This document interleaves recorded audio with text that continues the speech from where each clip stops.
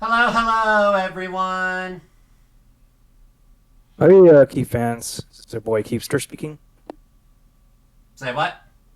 That's just my usual intro. Extra I, thick! sorry, didn't mean to mess up your mojo there. That's fine, it's fine. This is Kiefster, everyone. Really? No Hello. intro? It was just to. It was to better time with Kiefster. That's why I didn't do the intro this time. Yeah, and forgive me for seeing on my end that we have just this green screen showing just Don's That's fine. It's face. fine. I That couldn't get the you are background theme to perfectly. work. I didn't really care for this, but only thing I prepared for is just the questions I'm gonna ask her relatively soon, which is mostly just interviewing her I'm wanting to interview her. So yeah. Yeah, when it comes to that, you're perfectly transparent on my end. Everyone can see your model just fine. Yeah. Hi, Toko. And I already got my tits smacked because I didn't play the intro. Yeah, it's Joker, right? Yep, I more or less kind of base my model off of him because he's just so cool. Yeah, Joker is pretty cool. My inspiration comes from Sakura faces. Mm, yeah. I think that just answered one of your questions early, didn't it? Oops.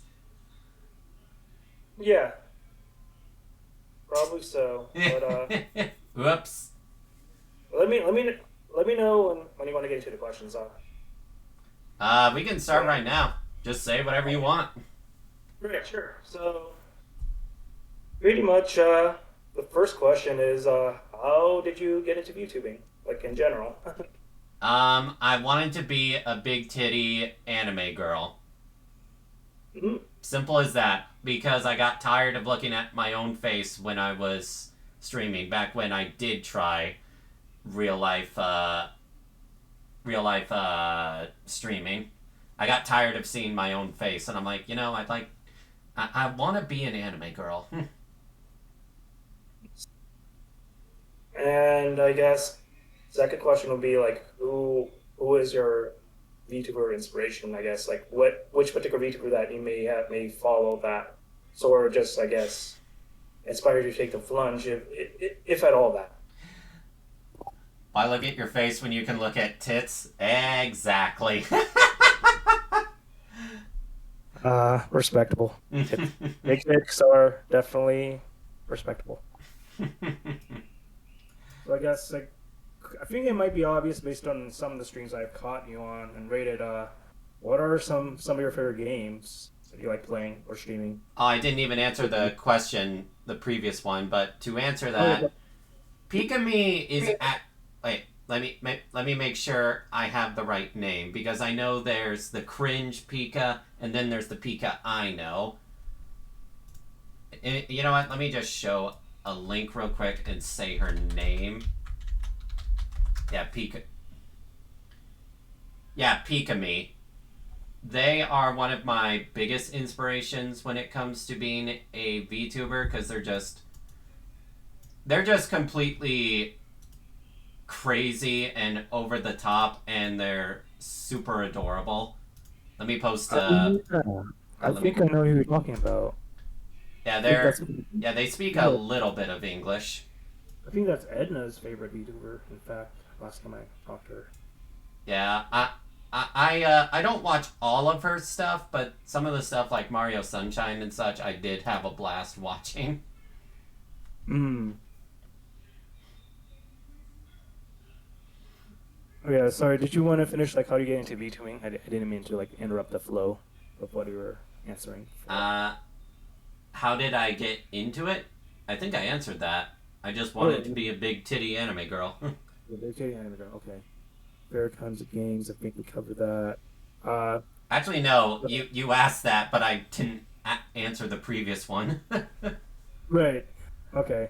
My favorite type of games, though, mainly JRPGs, RPGs, action RPGs, side scrollers. Admittedly, I guess I have to say some gachas, but I try not to get into too many gachas. I only play like Oh yeah. three. The last gotcha well, I'll be honest. With FGO and Genshin respectively, I played for a good while, but at some point I couldn't keep up with them because I had like other games I wanted to bring more attention to, and just sort of fell off the map. Yeah, it's understandable. FGO's events in particular take a long time to complete. FGO is a heavy time investment. Oh yeah, for sure. Amazing characters and story, though, to be sure. It's why I Oh yeah. still play it to this day. And it's why I wail for it. Don't be a whale like me, people. Oh yeah. I definitely I welled in the beginning when I got into it. That was well, FGO was my first gacha, so to be fair, I didn't. Well, not a particularly good excuse, but I didn't even know any better, and my bank account sure paid for it at one point. I must say. Which servant did you try to go for? JP, I got into it when it first came out, believe it or not. Like Oh, years that ago. I think that's when the game was at some of its worst when it first launched. Yeah. I And am that so at the sorry. time, it didn't help that. Well, it did help that the time was also heavily, not heavily, but like casually into type movement bait stuff. So it's like, oh, cool.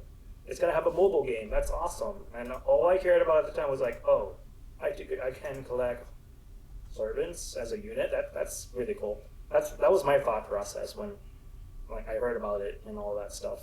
My thought process was just, wait, there's a mobile Fate game? Alright, I'll give it a shot. 2 weeks later, why can't I stop playing this? It's so.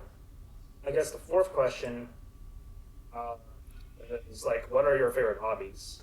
My favorite hobbies would be gaming and watching anime, as well as occasionally reading some manga. I need to read more manga.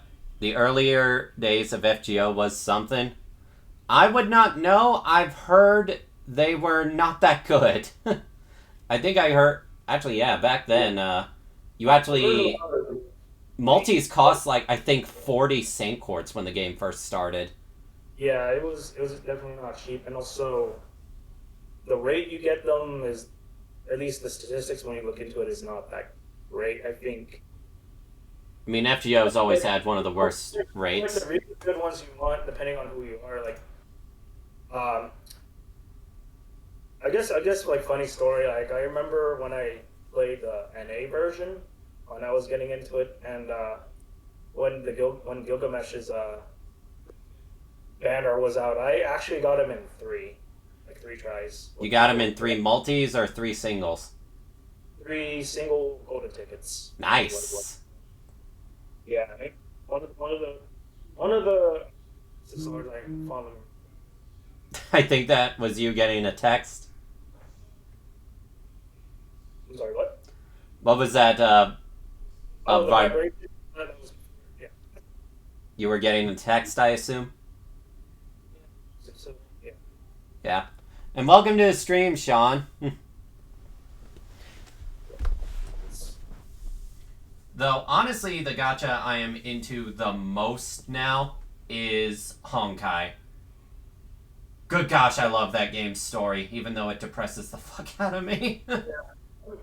I have questions regarding to like those we'll get to soon, but in transition to the next question, so what are your aspiration or goals for like your streams or content creation? Like, what do you hope to sort of achieve I in hope general? to achieve an environment where everyone, regardless of how they feel about one thing or another, can all be friendly here and not start like drama with one another. Like, say for example, everyone knows I'm a big lolicon.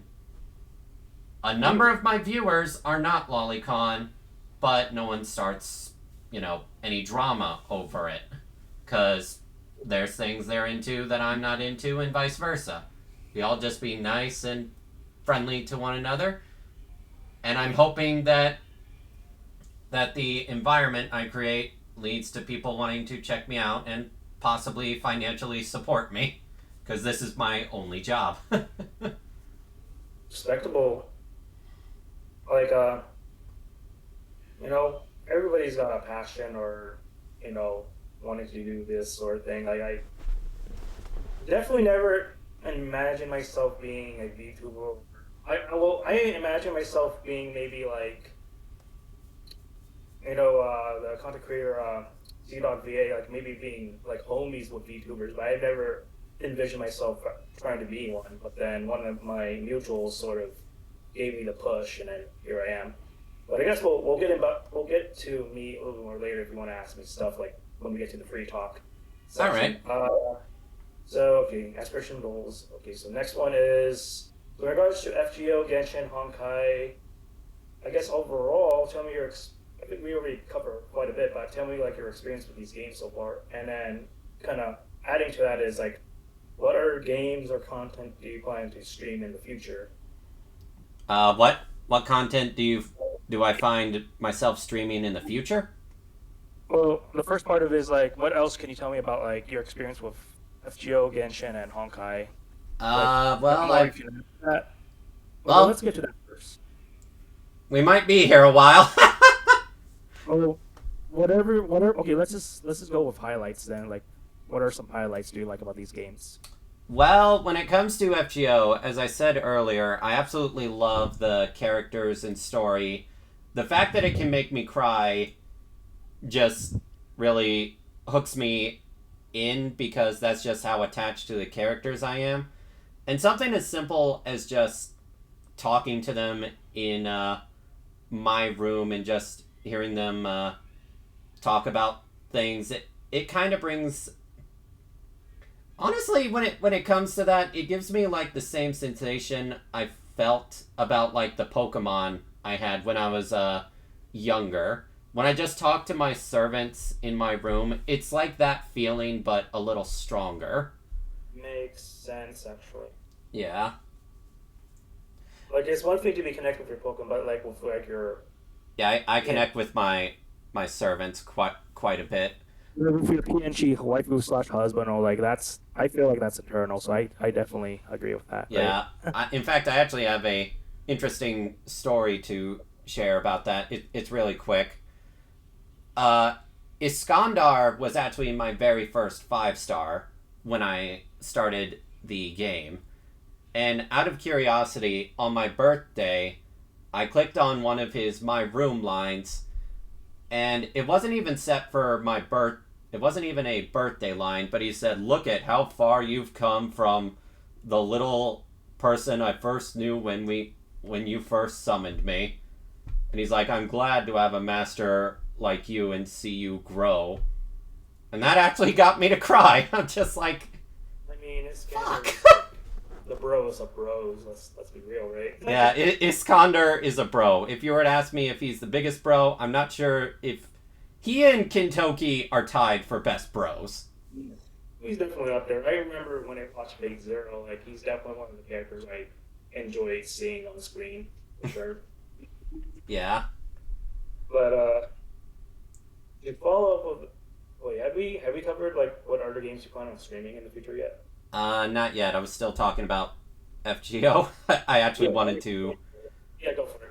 Yeah, back when I was free to play, I did not have a good time. Because, well, the gacha in FGO, it sucks balls. I never got, other than Iskandar, I never got for like 3 to 4 months the character I wanted on Rada, be it 4-star or 5-star. Until the Prisma Ilya banner, where I actually spent actually no, the first time I spent money was on the Summer 1 banner. Over 400 paid quartz, not a single gold spook. Not a single Summer Servant, not a single 4-star, not a single 5-star. Pain. I will always remember that, and I almost quit FGO because of that. And then my luck turned around with the with the Tamamo banner, and I got her in the first multi. And I got NP2 Ilya with the number of courts I saved for the Prisma Ilya banner. And that's when I started to enjoy the game more, because the game stopped giving me the shaft. Understandable. Yeah. Yeah, that's that's good. Did you want to ask me about like Honkai and Genshin, or do you want to go to the? No, no, yeah. You want to talk about Genshin or Honkai? So By all. Genshin, at first I got into because some of my friends were starting to play it, and I'm just like, oh, this is just anime Breath of the Wild. I don't need it. And then I actually started playing it, and I'm like, oh wow, this is actually incredibly fun. And I was really addicted to it for a while, but the problem with Genshin is once you complete all the content, all you have to do are the daily commissions and weekly assignments, which gets old very, very fast. And it may sound dumb, but I hate the daily commission system. I've always hated the daily commission system because it's your best way of getting free primo gems outside of events. But you always just have to go to these random locations and listen to this NPC say the same dialogue like for I the think that was my it, biggest gripe with Genshin. Like 30 adventure ranks later, like I sort of this is starting to feel like a drag yeah, the at that point. yeah, it honestly around I want to say February of last year I started to lose interest in the game, and I was really only playing it cuz I'm just like, all right, I need to keep up so I can wish for future characters. And then the first anniversary happened. And I was pissed at what they gave us. I'm just like, you didn't give us any major quality of life updates, which is one of the most important things to do on an anniversary. And then you give us this pitiful amount of primo gems. And then 1 month after that, I just quit the game, and I did not return to it until a few months ago, where I have a more positive outlook on the game now, where it's just like I don't take it as seriously as I used to. I am glad I wailed on the game though to get C2 Raiden Shogun, because she's so much fun. I love dimensional sword slashes. It's so damn cool.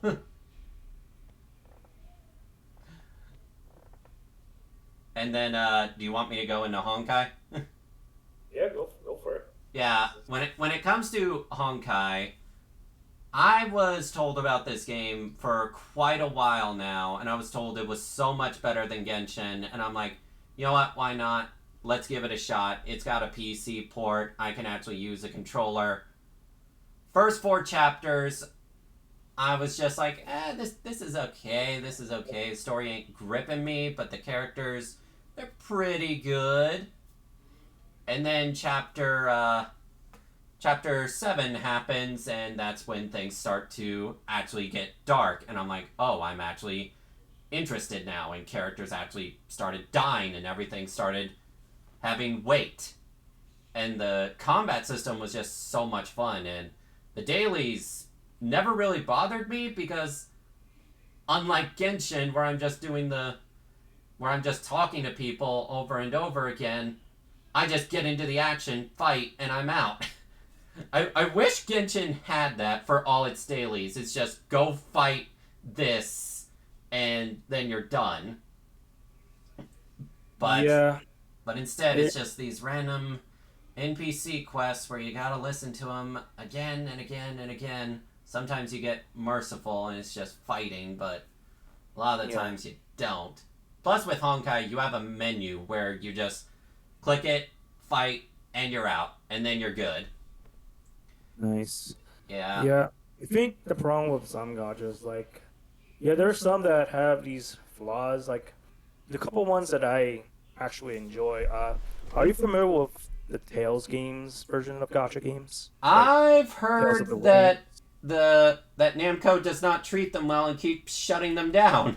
Yeah, like it first was Tales of Lynx, and I remember getting into that like relatively late, right, like a year before it shut down, and I was kind of like the global version was done, but then the Japanese version had like one more year, and then that was like short lived, and then what was it?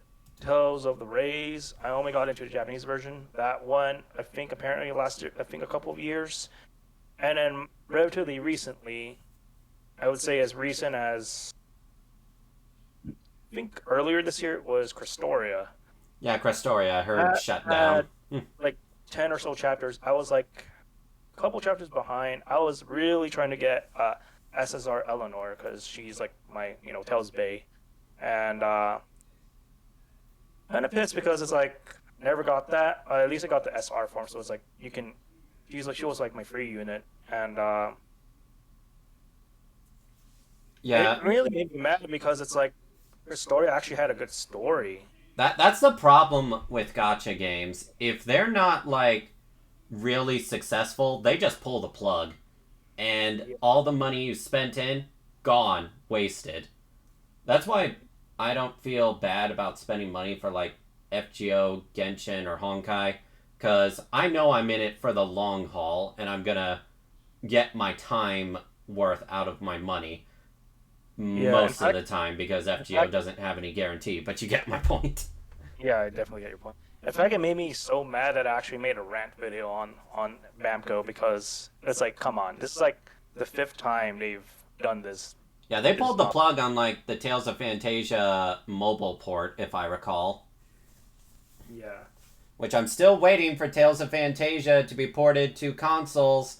And I'm also waiting for a lot of older Tales games to be ported to consoles. Where's my Retro Tales collection, Namco? I would pay Hear, for it. hear that, Bamco? You better get your shit together. Yeah, get Yeah. your shit together. I still All need to right, play so the newest Tales of Arise though, but Yeah. I've got so many RPGs to play. I got Persona No. 5 Royal. I eventually want to start Xenoblade 3, and I did buy Tales of Arise on PC, but I also got Final Fantasy VII Remake. Now that I'm finally Yeah. able to play the DLC on PC, fuck you, Yeah. Sony, for not giving us the DLC on PS4, you pieces of shit. I'm still mad about that. Yep. I mean I was lucky to get a PS5 like on Christmas, so I got the version of that. But I didn't even get 7 on PS4 to be fair when I got that. But still, it's Sony. Come on. Yeah, I'm not even sure if that's. Actually, no, I'm not even sure if that's Sony or Square Enix. But you know what? They both piss me off at times, so I'm gonna blame them both. yeah. So so what are some like I think you might have hinted it somewhere, but what are games that you want to like stream in the future? Like you're thinking about streaming in the future? One game I definitely do want to stream in the future is Persona 5 Royal. I was originally planning to do that for the PS4 version, and then it was announced it's coming like to Steam, and I'm just like, hmm, maybe I should wait and get that sweet 60 frames per second. Oh yeah, a lot of my friends were like telling me like, oh, it's probably gonna be multiplayer, and I kind of like was clamoring for it to be on Switch or whatever. Well, for everybody else, I already have it for the PS4, but I wanted everybody else to enjoy it. So honestly, the fact that Atlas finally did, it's no longer a meme sort of thing. Like it, that made me happy. Yeah, I'm glad they ported over 3, 4, and 5 to Switch. Why did it take so long? I think because the higher ups thought it wouldn't sell well on Switch or something. Yeah. Persona So 4 Golden, though, is one of my all time favorite RPGs. Like, I loved the. I really enjoyed Persona 5, but it's got nothing on Persona 4 in terms of how much I relate to these characters. And I love the shadow concept because it made things so much more personal. I guess at this point, it's whatever you wanna ask or talk about. I didn't really have anything for the last segment, so it's like wherever the conversation you want to lead, it's all on you. Well, what are your hopes and dreams as a VTuber yourself? Well, I am not entirely sure. I definitely wanna maybe also polish, but also make some original concepts for my own. A lot of the VTubers that I admire have some kind of like lore or something behind them, or some story. Take your I'm time. sort of Take like, your time on that. Let me tell you, because I originally had one set of lore, and then I played Honkai, and I'm like, oh wait, this lore actually fits a lot better. So I, So maybe what I can just say is like, since Joker does have a official name from the Atlas games, but I figure because he's a side protagonist, you can honestly not insert, but like imprint yourself into him. I was like, I think it's perfectly okay to just to be Joker yeah, or Joker. So yeah, you got that's time it. to figure out what kind of lore you want. Yeah. Honestly, one of the things I'm wanting to do in the future outside of streaming is I was actually thinking of making like a beginner video for like Fate Grand Order because I think you said even you would probably enjoy that. Oh yeah. I think the last time I was committed, I stopped after I think the summer event of 2018, which I remember it was super duper grindy, and one of the event servants I was think that was was that was it that was the racing one, I believe. I think that was the racing one. yeah, it was like Jean Alter something. Like she was like the one you get after you finish everything. Oh, John Alter. So it was it was basically the Dojinshi one. Yeah, pretty much. Yeah, that one was extremely grindy, but it also like had some of the best like I humor. remember after we finally got through it, I was like, oh man, I need a break, man. I don't know if I can keep this going. Yeah, that one was pretty dang grindy. They definitely learned their lesson with this summer event because it's nowhere near as grindy and it's a lot more to the point. But yeah, making a beginner's guide for FGO is something I've thought about doing. I would definitely need my video editor Vene to help make the magic happen. Because I know one of the first things I would say is raise your kohai mosh. The amount of people I see that don't raise mosh because they think, oh, she's the character I get at the very start of the game. She's probably not good. No, she's the best defensive unit in the entire game, including 5 stars. No one reduces damage as much as she does. Yeah.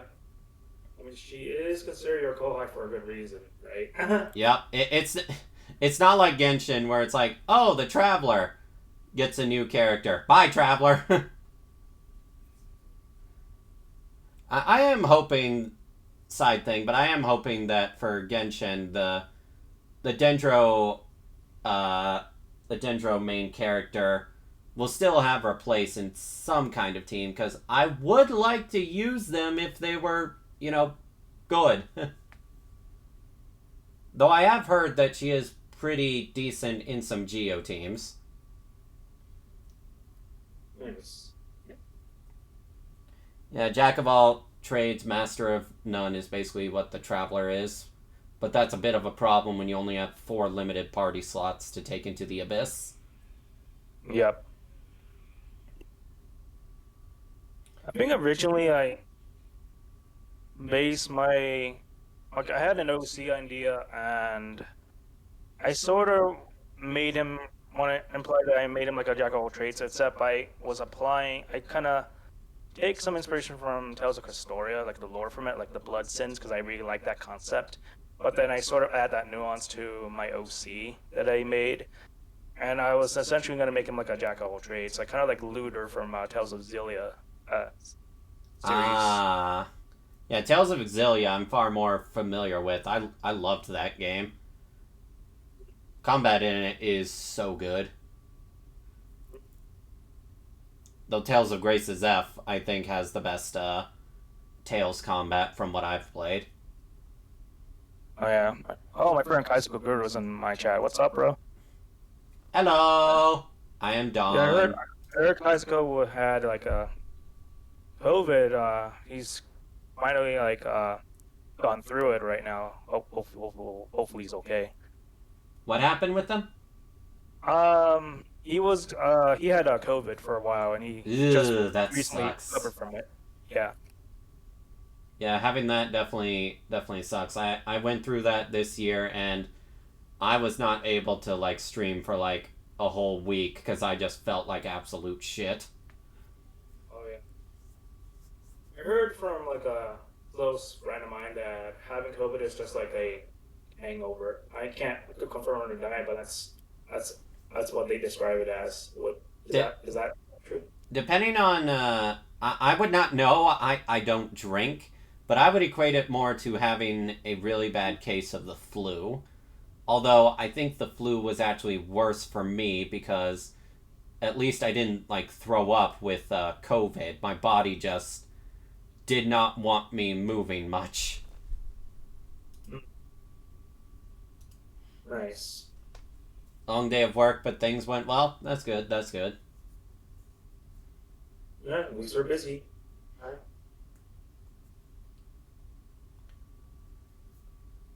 So, what game are Yeah, you currently playing right now? right now, well, quite a few things. Yesterday, because I was taking a break from Final Fantasy 14, so I came back the first time in like a month. Since I also play with my friend Edna and the others, because they're the ones that got me into 14. Hello, Morphbox. Welcome to the stream. But also right now, as far as JRPGs, I'm playing through Nier Replicant, actually. Nier Replicant. That is another game I need to give a shot because I really like Nier Automata, other than some shmup sections because I suck at that. Yeah, my online sister Ed has been begging me to try Nier for a long time, and I finally was able to snatch a copy of Replicant and at a GameStop. So I was like, you know what? It's finally about time I try it out, and I'm thoroughly enjoying it. My first playthrough so far. That's Pretty good. That's good. good. Have you played Automata? I played a little bit at a friend's house just to get a taste of it, but aside from it, I currently don't own it yet, but it's definitely one of the games I intend to collect Yeah, for sure. I definitely recommend it. Just prepare yourself because you got to do multiple playthroughs as different characters, as well as prepare your emotions. Definitely prepare your emotions.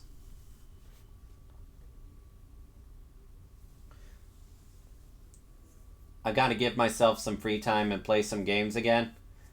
Yeah, I need to play more games off stream myself. Like I've been trying to stream more of like FGO events, but then I realized, you know, doing this while I have a limited time limit for completing the event makes me realize, maybe I'm better off just playing this off stream and talking to everyone while I do it. Yeah, I'll let you know right now.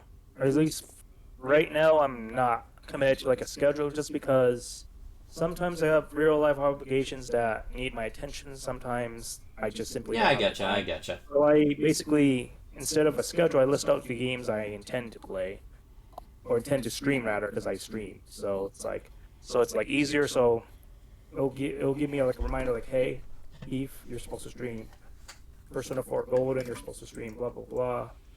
It gives me at least incentive to do it. So that's what I've done for myself so far as like what I want to stream. I'm not one to play mobile games. Uh, Normally neither am I, but I just love the story and characters for FGO. And Honkai, yeah, I guess you could call that a mobile game, but I play it on the PC port. Same with Genshin. I could never see myself playing that on mobile without a controller. Yeah, if FGO actually required any really advanced like input, like maybe Dragon Ball Legends or something, then I probably would not play it. But FGO is just turn-based. Never saw the appeal of them. That and the monetary practices always turned me off. Fair. As someone that has wailed for some of these characters, I can tell you it is very tempting. Yeah, my philosophy is at least for me, I only will if I really truly want the character, or if I feel like I have a good chance. That like feel the confidence pretty much. Yeah, I when it comes to like FGO, I tell myself, see, because we're behind JP by like 2 years, we know what servants are coming and when, so we can save our sync courts. And I'm just like, all right, save up big for this to increase my chances. Meanwhile, with Honkai or Genshin, I'm saving up to be like, okay, I need to have at least this much when a character comes out that I really want and I can guarantee hit pity. Fate is way too complicated. I'll only dip my toes into Ilya and that's it. Helps that it has very cute lollies. Chloe is top tier. It's actually CHLOE. But I do agree. Chloe is definitely top tier. That's why I have her at level 100. And I fed her 5 holy grails in Fate Grand Order. Honestly, that is another video I would want to make. How to get into the Fate series. Because it's really not as complicated as people make it out to be. Yeah, I think, at least for me, the way I got into it was like this friend, believe it or not, is not that into anime, and he was the one that recommended me the original Fate Stay Night, and I watched the anime of that, from Studio Dean, Yeah, Studio Dean. Everyone always dunks on the Studio Dean Fate Stay Night anime, but it's got a fantastic soundtrack. And it adapts the Fate route pretty well, except for a few episodes that try to cram in other aspects from other routes. Yeah. Honestly, the simplest way I would say to get into Fate is either download the visual novel and go through the Fate route, then Unlimited Blade Works, then Heaven's Feel, then then go in whatever order you want. Or if you only want to watch anime, then just watch Dean Stay Night, the 2006 adaptation, then watch Fate Zero, then watch the Unlimited Blade Works anime, and then you can go in whatever order you want after that. That's pretty much what I did, like, as far as anime. I started with the Dean anime, then I discovered Zero, and then... Hey, same here, except I think I had Go ahead. Yeah, I feel like a few, like, literally, like, I think when they announced they were gonna adapt Heaven's Feel, a buddy of mine was able to give me the links for the Fate Stay Night visual novel, and I was able to just read the prologue and went straight to Heaven's Field. And that's how I got my Heaven's Field exposure. Yeah, honestly, the only problem I have with the Fate Stay Night visual novel is the prologue is such a drag. Oh yeah. It takes so long for things to start getting interesting. But once it does, it almost just doesn't stop. Yeah. I've spoken with Fate fans and they make it complicated. It also doesn't help that the creator of Fate keeps adding what is and isn't canon. Actually, that's not true. Literally everything... It doesn't matter what order things happen, but the creator has said basically anything Fate made is canon in some universe. Like, all the bad endings in the visual novel where the main character dies from choosing the wrong choice, he considers that canon in, like, its own proper thing. For Nasu, he doesn't care what order things happen, but basically anything that could happen has its own, like, timeline. Yeah. That's why I watched Ilya, since as far as I'm aware, it isn't canon to the Fate series as a whole. No, it is again, like I said, everything is canon. It's just not Yeah, all the connected thing that I can into. take this a step further. Like the Japanese, Japanese definition of canon is a little bit different than like I guess say like what Marvel or DC's like interpretation of canon. I think that's one thing to consider. Like it's gonna be like different, but it's like if it's probably true to the creator, then it's probably true. Yeah, That's the way I. Yeah. yeah. I think when people say like fate is like complicated, it's just like, oh well, what led into this? It's such. It's just like everything is canon in terms of like the order of things happening. That's when things are just a little bit more complicated, but Nasu has said before that everything that can happen is canon. Like FGO, it just involves different timelines and such mainly. Oh yeah, for sure. Like literally, there is a Fate Stay Night sequel visual novel that involves Shiro having all the not only Shiro but all the characters having knowledge of all the routes contained in the Fate Stay Night visual novel, and it's like in a sequel. And from what I've read, no one's been able to explain it in a way that actually makes sense. And I think Nasu himself was stated saying, "Don't think about it too hard." Like Yeah. he just wanted to make he just wanted to make a sequel where everyone knew what had happened from the previous story and go about how would they all react after the fact. I was gonna say like this is kind of like it's a little bit different from like say Akira Toriyama of Dragon Ball. Like he sort of does. There are certain things that probably mesh well, but then sometimes he's just like screw it. I'm gonna add this to it. Well, Akira Whatever. Toriyama just forgets things. That's his Yeah, problem. that's the thing too. I'm But looking at you, Dragon Ball Minus, and what you did to Bardock. I do appreciate his interpretation of Broly though, Oh and yeah, I also love his interpretation of Broly. It's 1,000 times better than Kakarot. I hate Z Broly. He's basically everything that's wrong with like Dragon Ball Z. Does look cool when he's kicking ass, though. I will give that. So I guess I was looking into a little bit like on your Twitter. You also RP as well, Yeah, right? I love to roleplay. It's fun. Pretty cool. Yeah, role playing is it, it it's a lot of fun for me. It's how I actually wanted to originally start as a VTuber was role playing, and now I still do role play. So hey, best of both worlds. Yep, I kind of do as well. Actually, I made most of my online friends because of roleplay. So there you have it. Same here. That's how I met Cerno. Role play. Yep.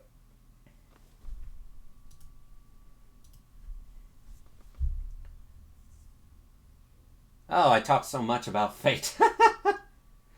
I mean, it's all good. You're lucky that I used to be super into it like back then. But I can definitely like try to carry the conversation a little bit. Yeah, I can go on and on about fate, but yeah, Have people you, make people really do make it sound more complicated than it actually is to get have into you, it because there's basically two different ways to start it. yeah, have you checked out like the other The super other fate franchises, like well not other free franchises but like other not super stuff like you mean like Kara no Kyokai, Garden of Sinners? Yeah, all that other extra stuff, I I guess. I want to start doing that. I just need to actually start doing that. I know Ryogi Shiki. I did start some of Kara no Kyokai a few years ago, but I never finished it. That is one thing I need to finish.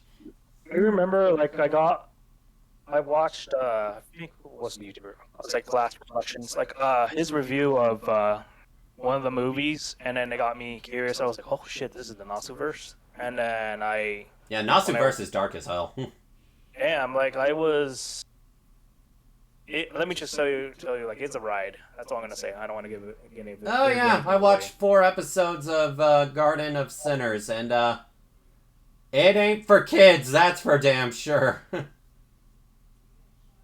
It is very, very dark, very triggering themes. I also want to one day read Tsukihime on my own. I wouldn't be able to stream that because it has some very triggering content Oh yeah, and lewdness. It's me I and Gundam. I love it's definitely Gundam. something I wanna like read one day as well. But just like you, just need to find a time. Gundam. Oh yeah, I'm starting to Oh, be I was more just of reading what Morph said. I've actually never finished a single Gundam series. The closest I've ever gotten is I think watching like a few episodes of like Gundam Seed. I think I watched like maybe up to 12 episodes and then I just never finished. I watched all of Wing. I binged all of the original. I think I watched a little bit of Zeta, but I've never finished it. That's a thing. The one thing that stops me from watching Gundam is just like there's so many. It's like Yeah, that's true. I wonder if that's how people that haven't gotten into Yu-Gi-Oh feel when they see all the animes. It's like which one do I pick? Oh, yeah. You see, I'm kind of like an enjoyable. Yu-Gi-Oh is definitely something I can also Yeah, talk a lot of hours of. yeah, You Yu-Gi-Oh also play as well? Yu-Gi-Oh I definitely grew up with. I grew up with the original Yu-Gi-Oh up to like the last thing I watched of Yu-Gi-Oh was the Shadow Rider arc. Was it called the Shadow Rider arc? It was uh it it was like the first 50 episodes of like 5D. Oh, 5Ds. I was gonna say, oh, this Orichalco stuff. Oh, right, 5Ds. Yeah, I Yeah, remember. 5Ds. Oh Card yeah. games on motorcycles. But it's actually really good actually. Oh yeah. 5Ds is quite intense of at least the first three, but Yeah, the first 2 seasons I watched of 5D and then I did not get into anything else past that. And I've tried. I've played Master Duel and I know how to do some of the advanced mechanics, but I swear if I play ranked and I run into someone that's just doing like a combo that takes like 2 or 3 minutes, I'm just like, why do people enjoy this? oh, This yeah, is funny you boring. mentioned that. Recently, they actually added a casual mode in the game now. I, Believe it or not, with no I just links hope it attached to doesn't it. get infested with I mean, hardcores. definitely, that would be a bad time. But oh yeah, I guess I could name some highlight monsters that I collected over years. Like Jinzo's definitely one of them. Oh man, that was like It was such a Jinzo cool was monster. It's like he I was activate actually Mirror Force. No, you first don't. the first boss monster that I grew attached to, and then it was like when GX came out, like I got into Elemental Heroes and then Light Oh, I Swarms. love And, the elemental heroes. Yu-Gi-Oh! GX is just a tutorial on how to play Yu-Gi-Oh! And why elemental heroes are so popular.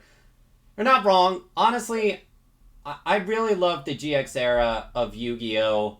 In terms of the card game, because I think that's the GX era definitely made things fun. In fact, Jaden Judai literally became like probably still to the day he's still my favorite protagonist. he's one of my favorite protagonists. I really love the elemental heroes. It always gave such variety.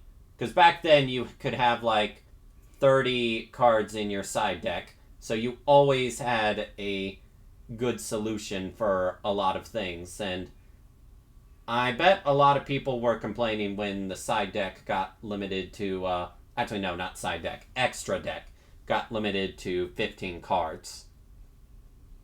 So that Yeah. probably nerfed elemental hero decks pretty hard. Also, one of my biggest issues with modern day Yu-Gi-Oh, it's way too easy to get your boss monster out. It's so easy.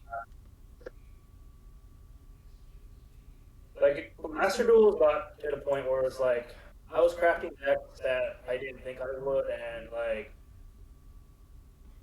the current one I crafted was like Blue Eyes Chaos Mask because I was getting tired of getting curve stomped by Eldritch for like the umpteenth time. I was like, you know what? I'm just gonna not really go meta, but like slowly we're just gonna just curve stomp you with this Blue Eyes that can double pierce you. Yeah, speaking of Eldrix, I remember when I was experimenting with a Dark Magician deck, which is actually my favorite deck to run in Master Duel because there's so much variety and so many ways to help you out of a bad situation. I actually beat an Eldritch deck. Hey, thank you for the follows. Girl, Zeal. I'm just going to call you Zeal. I'm bad at pronouncing names. Sorry.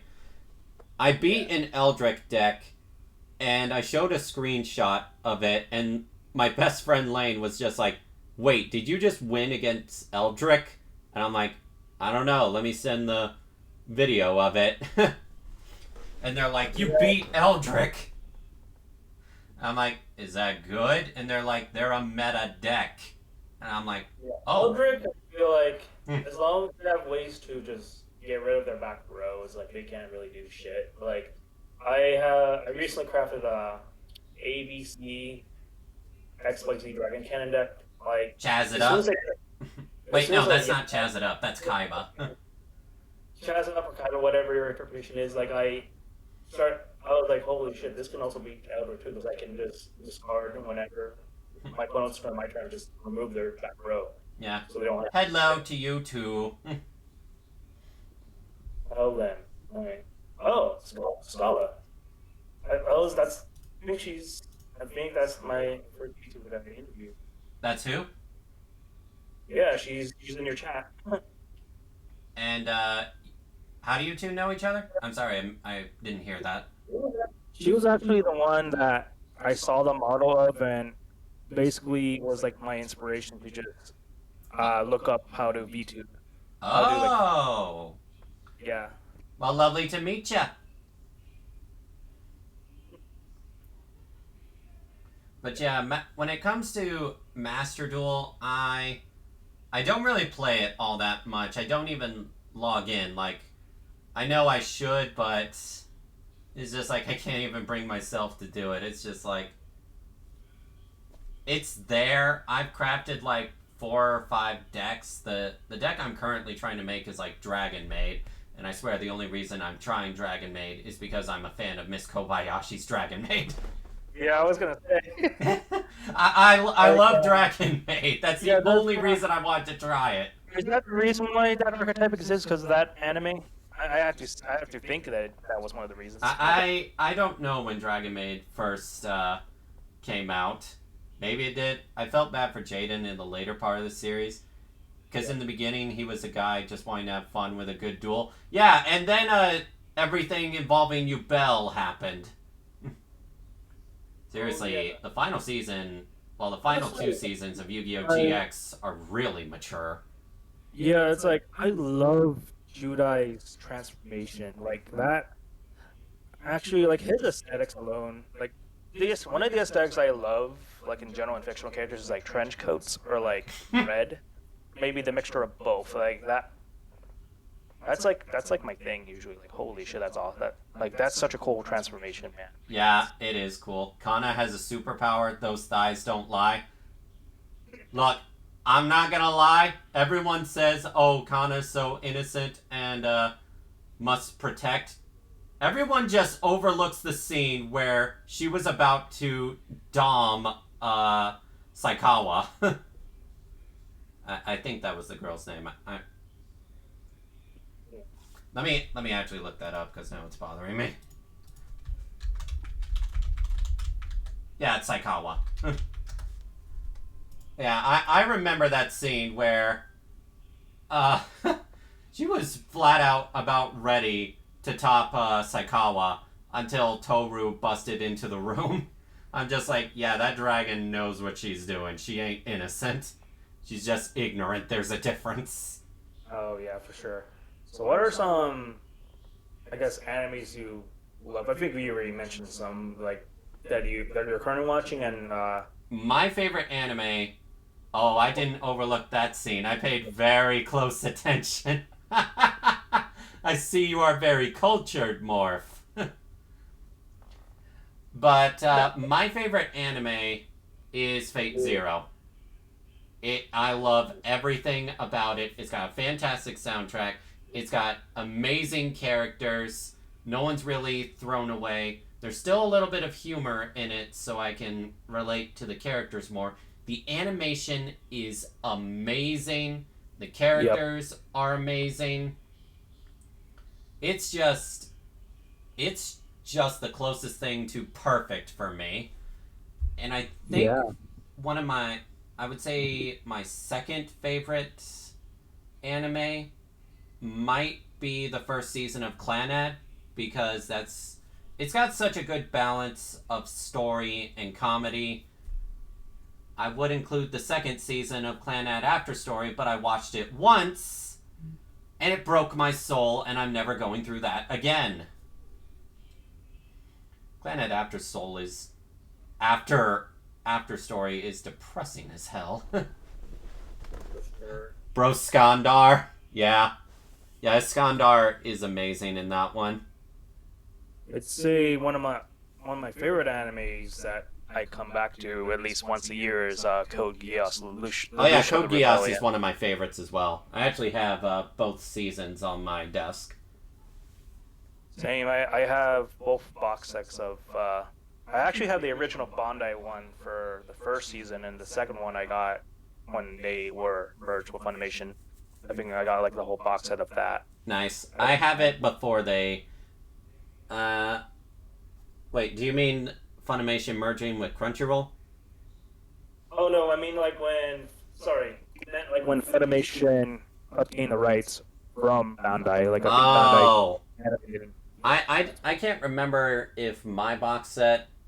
Actually, no. I think it was before Funimation acquired them. Yeah, you want to know what Blu-ray set I wish I had gotten when I had the chance? Full Metal Alchemist Brotherhood. Now they lost the rights and it's expensive as hell. I really liked the original Full Metal Alchemist, but I've never sat down and watched all of Brotherhood. Yeah, that's also another good anime I still experiencing. Lane. I haven't fully finished it, but I've definitely loved at least the opening aesthetics of Lane. It's pretty deep Of for course, sure. I'm cultured. You should see my banner on Twitter since we're talking about favorite anime. Mine is Serial Experiments Lane. I've heard good things about that ever since I was younger. One of these days, I'm gonna have to check it out. My understanding is like basically everything we know about social media and like the internet today. It's like Serial Experiment Lane sort of like hints at that, and this was made like when the internet was at its inception. Like it sort of just predates that. I was like, holy crap, that's so meta. Oh, now I see who you are, Morphbox. Lolly is free speech. Okay, that earns you a follow on my Twitter. Look, I'm sorry. I love lollies and I love MILFs. Very respectable. Yup. And I also like I some mean, traps. I'm perfectly fine with some good old titties, but I don't discriminate. I mean, I also love Astolfo as well, so I do love my traps. Yes, I will refer to them as traps because Twitter, you are not going to take away me calling them traps and say, oh, trap is offensive because you just replaced the term trap with twink. Yeah, Twitter's a special place. You for triggered someone. my So, trap like, card! I'm not gonna get into a lot, but two of my tells people basically got chewed up for sharing like fan art without properly sourcing them. Like I'm not. It's really stupid when I saw Yeah, they go down. that is the wait. Did the artist get mad at them, or were these just fans getting mad? These were like basically this person like tells us Assyria like she was kind of getting at this person that roleplayed as Magi was just for showing her like they weren't really doing anything wrong. They were kind of like going after them just because of like that reasoning. Just because they like either traps, lollies, or shodas. No, it's more like they basically didn't put the effort to like sourcing the artist, even though some of it's like they're, Sourcing art. That can be. yeah. That's that topic is a little complicated to me because it's kind of a situation where I don't think either is in the absolute right. Like, you should source your art if you remember to, but at the same time, I don't think it's worth really throwing up a stink if they forget to source the art. Now, Yeah. if the tweet blows up and it's getting a lot of attention, you should source the artist because you want to make sure that the exposure that you're now receiving and you didn't expect is now also being sent to the artist. But if it's like a nothing post and it gets like 3 likes, it's just like, it doesn't harm anyone. Yeah. I don't know why I artists. think basically what I was trying to say, like there was a bit of like a civil war between like some of my Tails mutuals. Like it was like, oh, one side was like for like trying to grill them for like not properly sourcing. The other side was like, well, it's not a big deal. Some of them were just kind of like joking or just posting harmless like stuff. So it's kind of interesting how that went down during that week. I was like, oh crap. Yikes. That's why two of them decided to confide in my Discord because they couldn't take Twitter anymore because of the vitriol they were getting from it. So I'll say for you. Nah, that's fine, Morphbox. I don't mind if you post some stuff, whether I agree or disagree. I mean, it's not like you're trying to like be a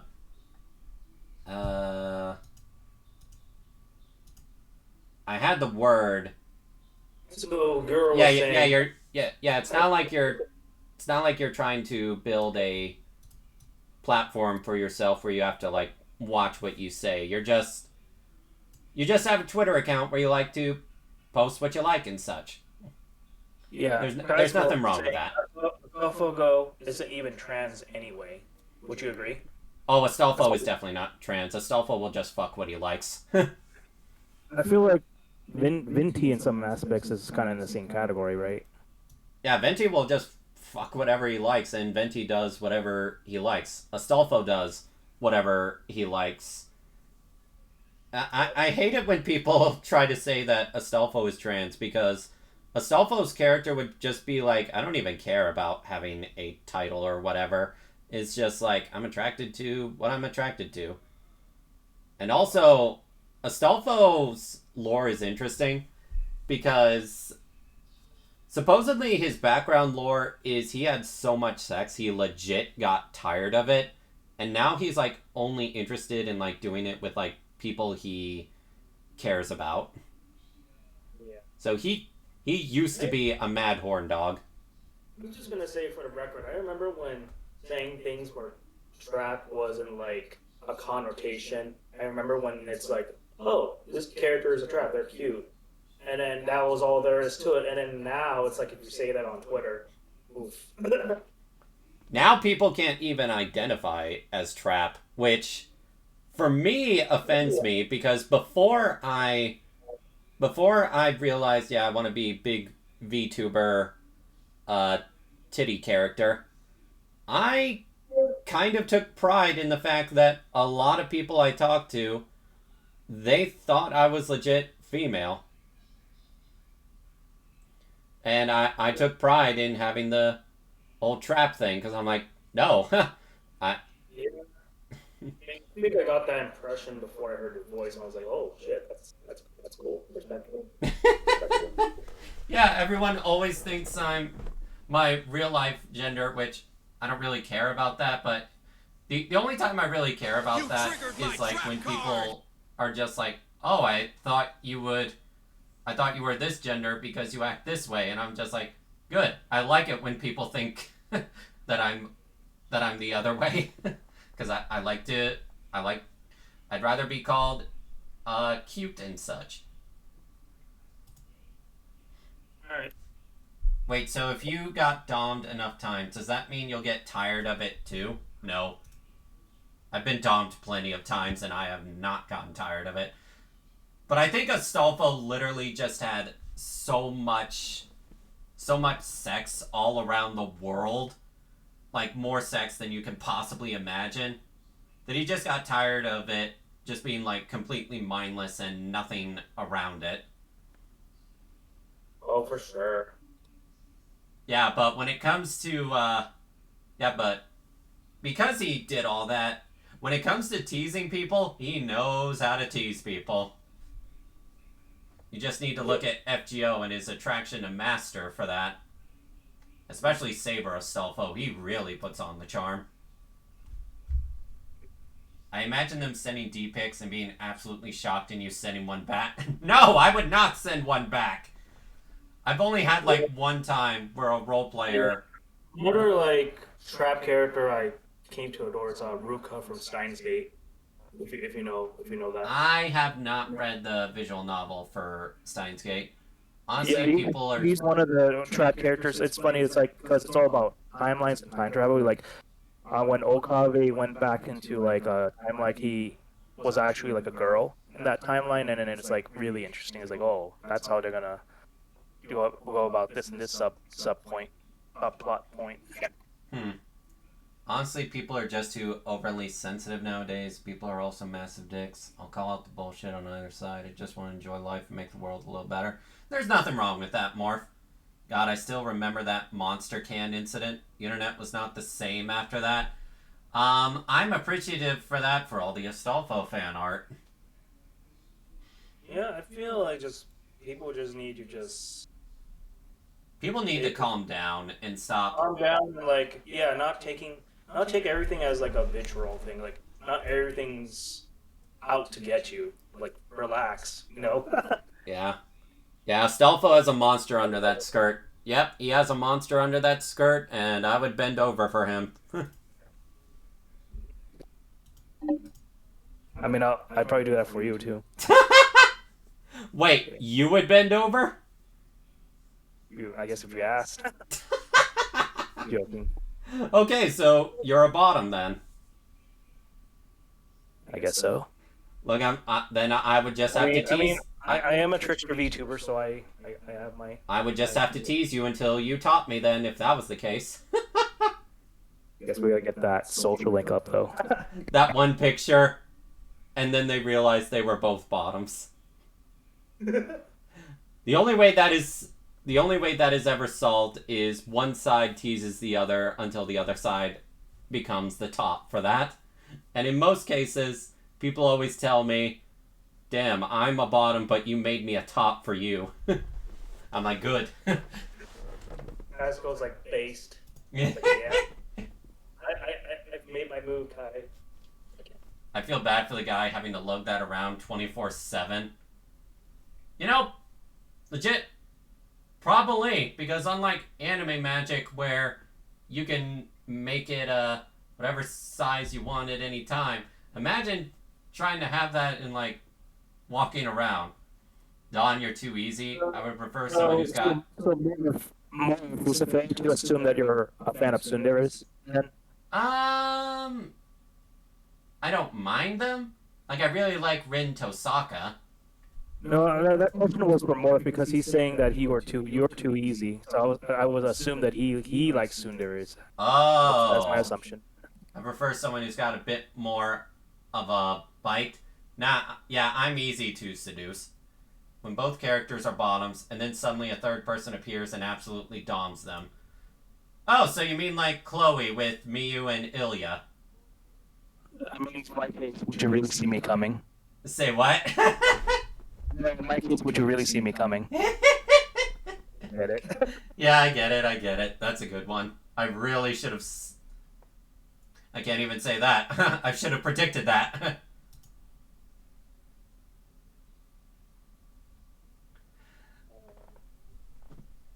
Don, you don't have a dick unless Merlin gives you one, though. Now, I know Merlin's spell to give myself a dick. I just don't like to, use it. Though there are times where people still want to dom me, but they want me to have a dick, and I'm like, sure, okay. As long as you're still topping. I mean, this way, at least no one has to discriminate. It's like if they want to get the dick, they'll get the dick. If they want the tits, they'll get the tits. Well, I do like Chloe, Asuka, and the Dojins. I like to have lollies in them. I just want to sit on Dawn's face. Hey, I am perfectly fine with my face being your throne. Maybe before Dawn is giving this little fairy ideas that probably involve vor, and I'm all for it. I'm an absolute degenerate. I mean, I think we all are on the inside. I'm going to be honest, I used to not like that word until, the internet kind of made it, like, an identifier word for, like, the difference between, like, some crazy people and some people that still have, like, their sanity and aren't offended by everything. Yeah. I mean, my VTuber icon, Kason, is a full-on degenerate. She absolutely embraces her role. She's streaming right now, by the way. Oh. Shout out to Kason. Kokokiri, Kason. Ah, Kason. I like tsunderes, but I like a cute, innocent girl, too. Oh, my. Look, the difference between me being a lolicon and others being a lolicon, they want to top the lolly. I want the lolly to top me, because size difference is hot as fuck. Yeah. Personally, like, my thing is, like, if they have red hair, that's kind of an automatic eye catcher for me. And if they have a certain personality, that's like another thing for me. Like, you meet those prerequisites or have a shade of red, you're mine. You want to top the lolly, I want the lolly to top me. We are not the same. Dawn. Yep. Is dropping in to say hi. I don't know. Why are you awake? If you need to sleep, then sleep. Hi, Shima. Thanks to Morgana, though, he might make you sleep. Go to who? I was just saying, don't listen to Morgana. He might make you sleep. Size difference in topping the lolly is hot, too. However, doming the lolly is very rewarding. Oh, my. I mean, hey, it's fiction, so do what you want. 6 a.m. in the morning. Well, you must be from the other side of the world, I would imagine. I don't think I've ever asked where Shima lives. I think it's in Europe. Speaking of, I'm actually probably gonna go to Europe in a couple of days, like for a vacay. Oh yeah, you did fam. say you're going to do a vacation starting Monday. Yeah. Parents been sort of planning this, so it's like mostly on them too. Yeah, it's not like you can just say, no, I don't want to go. Well, actually, for me, I can say that to my family because this is my job. And it's also a good excuse that I don't have to go on a road trip. You can keep your lollies as I nuzzle my face into a soft pair of mommy milkers. It's gotta be. So what about short stacks, Toko? What about short stacks like Ilulu or Iruru? There's two ways to say it. One of my favorite short stacks recently has been Sophist from Fire Emblem. She's just quite knowledgeable for her size. Who did you say? Sophist from Fire Emblem Three Houses.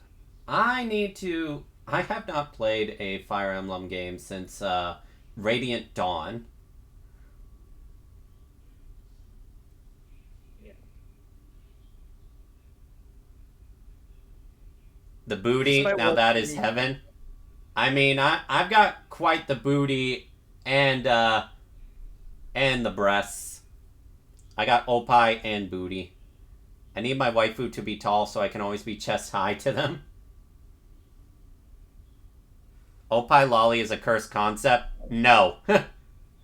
No, it is not. That is a very hot concept to me. Lane does have me beat in the ass area. They do have a slightly bigger ass. You ever watch High School DxD? High School DxD, I've seen clips, but I've definitely probably fapped to it though. Probably. Most likely. Okay, so fun fact. My body sizes, my 3 sizes, are based off Rias Grimmery. Oh shit. Yup. I bet Kaisko will get some of that because he likes the cities too. I like big butts and I cannot lie. Yeah, I like big butts. I'm gonna say it. I like big butts, I like big tits, I like big dicks. I like everything big. I mean, the saying does so. Bigger is probably better. Must be true. Opie Lolly is wonderful, just like all lollies. Rias is mommy though. Yeah, she definitely is. Rias is a great character though. Kaisko's like, damn right, movies for the win. Yeah, of course. It is an absolute win. Anyone that says otherwise is just wrong. I'm sorry. What is wrong? Not liking boobies is wrong.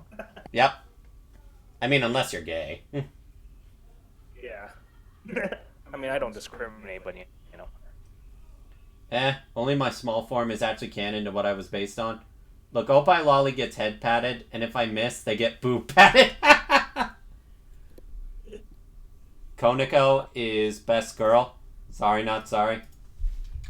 I do like Koniko quite a bit from High School DxD, especially in the later seasons where she warms up more to Issei. I almost said Yusei for some reason. I mean, it sounds pretty similar. It's quite understandable. And I do love Koniko's English dub because she is so blunt. Like, I'll admit, like, going back to Kogios, like, my crush there was C2 for the longest time, but then when I started to like redheads, like, I started to believe, like, I like Colin quite a bit as much, and I'm starting to also like her Seiyu, because she also voices Eleanor from Berseria in the Japanese version, so it's like, she also voices Ryuko, like, all the degenerate, or, I'm not degenerate, delinquent characters, and all, like, the redheads or red hair characters, or most of them. Are voiced by who? I forgot the Seiyu's name, but she voices Ryuko, Eleanor, and Colin from Kogios. Oh yeah, Colin and Akiza are basically the same, like, design-wise, from both 5D. Yeah, I remember her name. Ame Komashitsu, I believe, is the Seiyu's name, if I remember correctly. Of which design of High School DxD do you like more, the older version or the current version? The older version. The older animation makes them look a bit more mature. They look a little bit more moified in the newer animation style. It's... What'd I do? I don't know, I just want to mess with that, just to see what happens. Yeah, it's called you smack my tits and they bounce. I actually like the current version a lot. The characters look way smoother and the colors pop out more. Yeah, some characters do look pretty good with the new animation style, but I just like the older animation style. It's entirely preference. What were you gonna say, Kiefster? I don't know. Just wanted to see what reward thingies to mess with, but I don't know. Does anybody in the chat have questions for me? I guess on Don's side, or, well, I only have Kaizuko kind of talking on my end, but the characters look oh wait, I already read that. You just can't get that jiggle with the old animation. No, you can still get the same jiggle physics with the newer animation. Oh yeah, speaking of anime, like this season, I'm only watching Keith X quite a few. Dawn, Like, sorry I don't make the rules, Kaizo. What? KX. Well, sure. I mean, that's one social link that we'll have to fully establish, isn't it?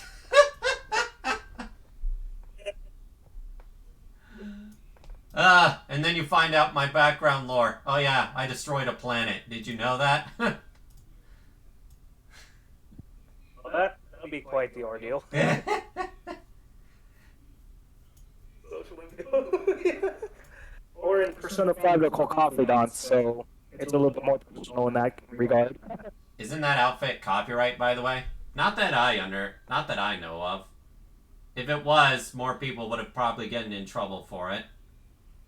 I mean, the way I justify it is if Sonic the Hedgehog can be a VTuber, why not Joker? So, I mean, if you ever get in trouble for it, you'll handle it then.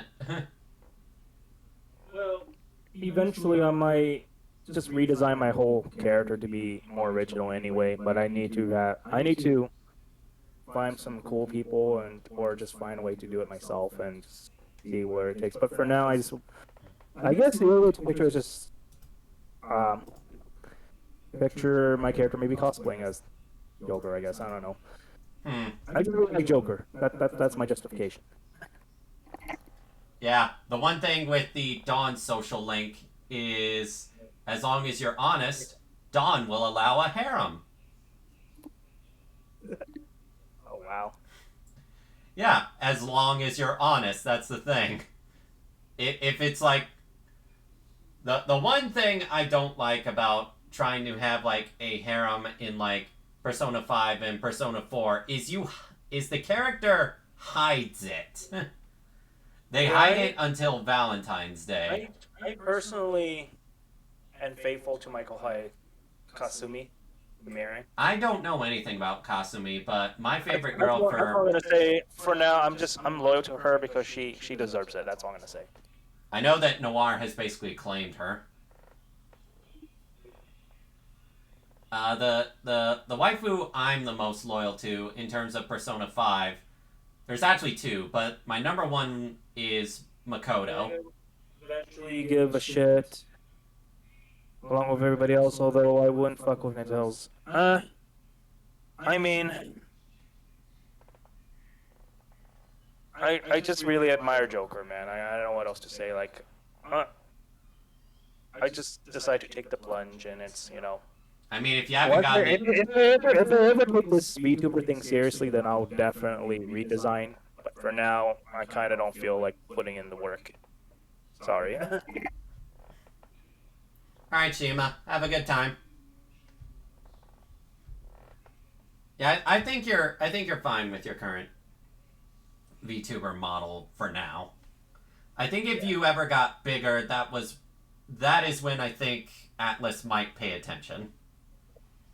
Yeah, and then what I'll do is I'll find a way to make my character more my OC, and I'll basically mitigate that. Honestly, maybe the way you could just help yourself is if you got rid of the eye mask. If you got rid of that, I don't think you would get in trouble for it, because that suit could look like a number of things, not just Joker. Yeah, true. It's only the mask that makes me think Joker. Haven't played Persona 5 yet. I'll wait till the PC release comes out and I'll give it a playthrough. Yeah. Basically didn't want to buy a PS4 for a couple of games. So same reason I don't want to buy a PS5. This is also my way of saying, Atlas, make up Joker VTuber if you haven't already. I'm basically kind of if they're looking, I'm giving them an inspiration right there. No one else is gonna do it. And get Tanner Milpas to voice it. Oh yeah, the original Persona 5 is also on PS3, but I heard it doesn't run that well. I played the original Persona 5 on PS3 on my cousin's house. It's really kind of slow. Not even just frame rate wise, but it like stutters a lot, I imagine. A bit. Ooh, glad I didn't get it on PS3. Do you guys ever get so sucked into side questing so much that the main story afterwards becomes a joke? Literally me with every RPG, I swear. I normally have to try to focus on the main quest, or otherwise the rest of it becomes a curb stomp. Except for Tales of Exilia's final boss at the hardest difficulty. Fuck, that's so hard. Because you remember the final boss for Xillia, right? Believe it or not, I haven't played, but I've read a lot of, like, about Xillia, but I haven't tried the games out yet. Yeah.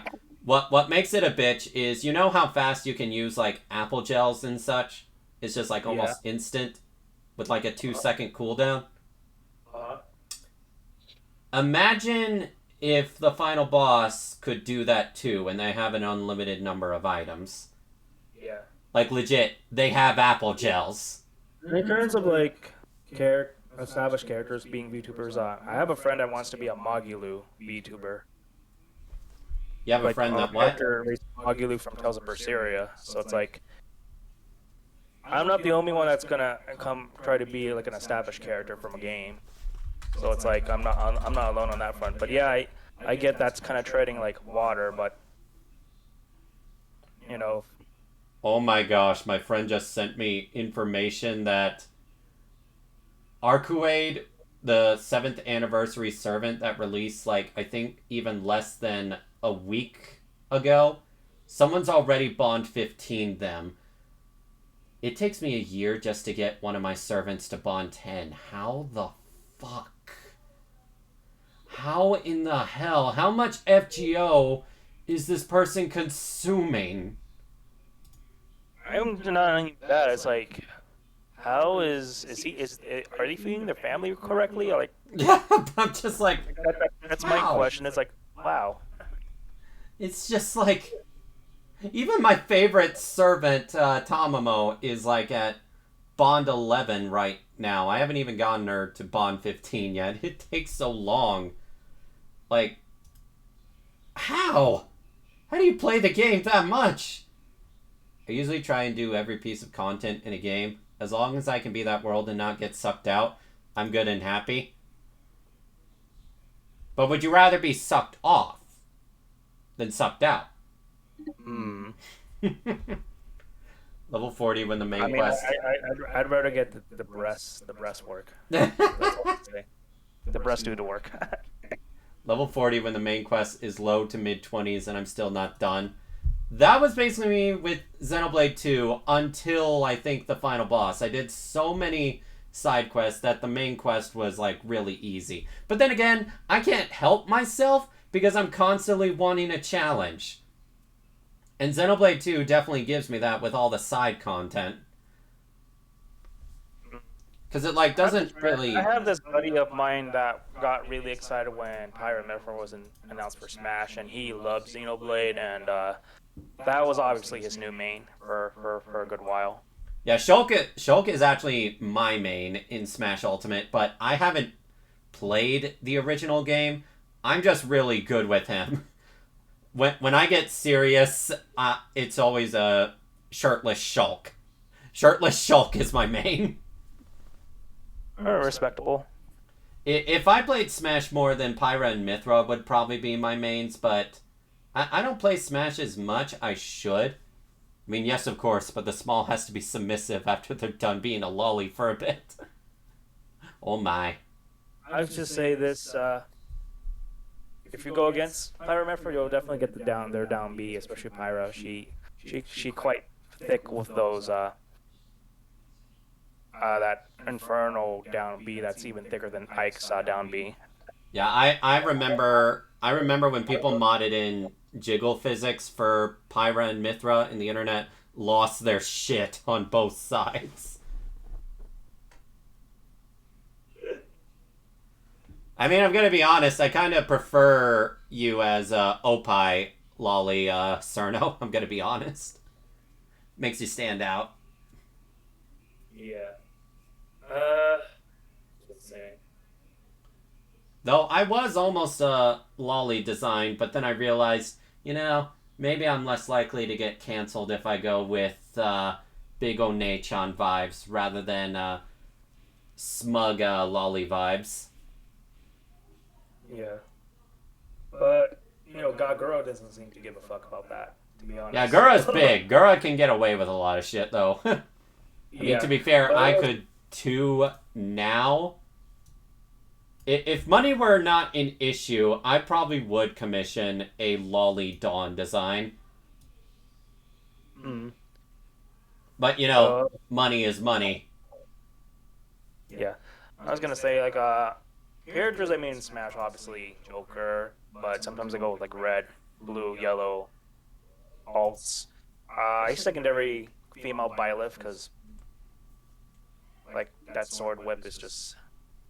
Well, funny enough, I didn't play the female alt in Three Houses, because I want to immerse myself and probably marry one of the girl units, but, Which character? Byleth, the female alt. Oh! The MD for Three Houses. I need to play Three Houses one of these days. She is my secondary, but for Smash I use the female alt because she's hotter, obviously. I remember when Byleth was announced for Smash, I just smacked my hands down on the desk and I'm like, I'm done. We got another Fire Emblem character, damn it. Because it was the last character in the wave of DLC and everyone was just like, it's gonna be something big. We got Joker, we got Banjo. Who's gonna be the last one? Fire Emblem. I'm sorry, what? Yeah.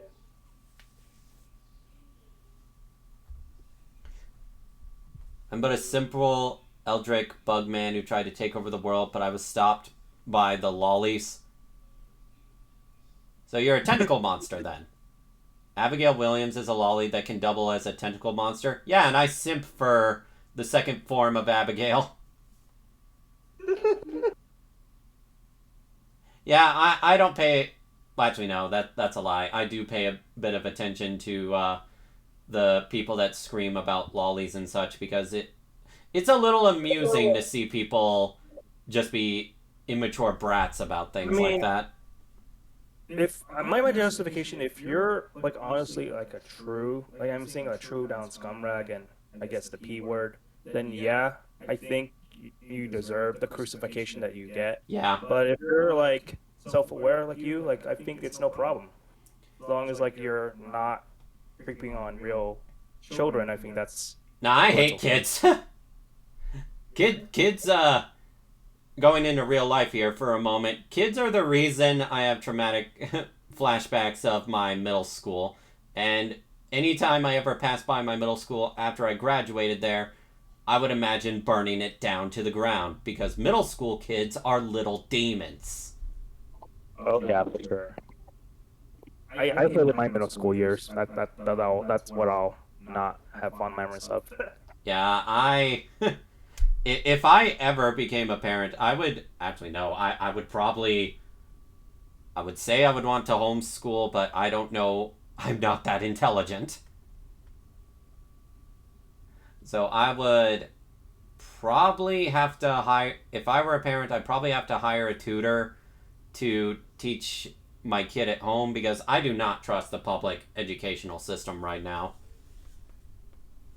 In fact, small rant...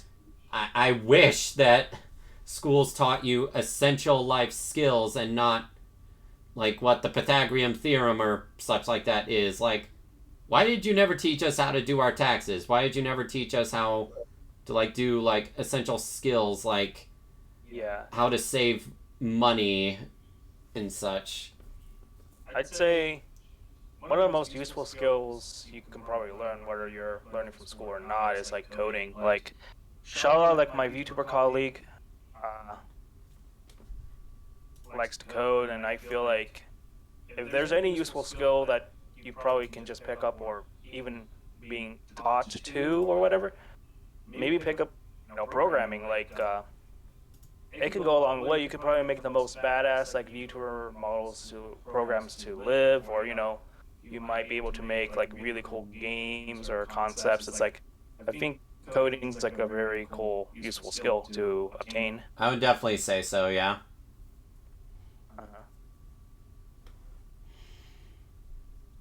We've been talking about lollies a lot. I did not expect that. Sucks, Don. I mean, one of my closest friends is like a lolicon too, but like, he's never weird about it. He's like respectable about it, like how you are. So it's like I have little friends that are into it, but Oh, yikes, they're Morph. not like they're I've not never like heard of a idiot situation like like about that. it, like how other are. I'm sorry, I was just reading what Morph said. I have an awful medical experience when I was in middle school. Basically, my blood cells were exploding, and my parents couldn't figure out why outside of my body just did it. Kids were cruel about it, but looking back at it, I'm not mad. It was just kids being kids. Girls comments like moods bad, Twitter and reset era. Like, don't even get me started with reset era. I I have not looked at anything Reset Era has said in a long time, unless like Hero Hey is like talking about it or something. But I don't think even Hero Hey talks about Reset Era because it's too easy bait. Yeah. But yeah, Twitter is just you gotta use it if you want to grow in a way. But boy, is it an infestation. Yeah, I basically find my corner and find some cool people to hang with and then stay in that corner. I don't dare go anywhere else outside of my set corner in Twitter. Huh. Huh, for some reason, Konami's trending in Japan. I have no idea why, but it's probably not for a good reason. Joke, yes, Morphbox, that's 100% correct. They're more of a joke than Joker, that's for sure. I don't know. Yeah, Reset Era is just a joke. Absolutely agree. Reddit can sometimes be that way too, though. Jessica Girl says they're only good for cheeks. Yes, exactly. Yeah, they do find some good leaks of games and such. I'm kind of scared being a 1.7k follower account. Nah, you're fine, Cerno, you're fine. If something ever happens, Yeah. you know I've got your back to like try to help you if something happens. And that one forum, I forgot what it's called, but they tend to cover Chris Chan often. I don't remember like the name of it, but like, Isn't he on trial or something? yeah, I believe so, something like that. And I think there was a meme going around that the jury is having to look at this 20-hour video and it's just so much cringe and they hate being there or something. Oh yeah. There's like I don't know how much at this point is like 50-something documentary on Chris Chan, and it's like there's a lot of information to digest. That's all I'm gonna say. Like for the people in the courtrooms, for sure. Or Fox, yeah, I came to the realization myself. I just hope to follow me in order. Oh sure, yeah, for sure, dude. Please do give me a follow as well, because I'm still trying to grow as well. I'm trying to also befriend fellow VTubers like Dawn here, like the Empress here. Yeah, we're both trying to grow. We're both trying to learn about each other too. I just hope I'll build a community that will follow me to other platforms that will allow us to speak freely. That would be nice. Yeah. Like, it's a series of videos that documented. Growing in numbers, not in the other way. That's all I'm gonna say for now. Look, I'm gonna be honest. Chris Chan is such a piece of shit. I really don't care if he's misgendered. Yeah, same. But that is where I stand on something. If someone is an absolute piece of shit, I don't care what their gender is. They're a piece of shit. Yeah. If you're a piece of shit, you don't deserve any respect, basically. Yeah. Besides, pretty sure they got better things to worry about than what people call them, or maybe they don't. I don't know. I'm never gonna talk to them, so it's not my problem. Oh yeah. Oh yeah, the Kiwi farm. So the name was escaping me. I was like trying to remember what the name of the farm. Yeah. Oh boy, that's a whole mess that I haven't heard the name Kiwi Farms in a while. Kiwi Farms. That feels like the name of a yogurt brand.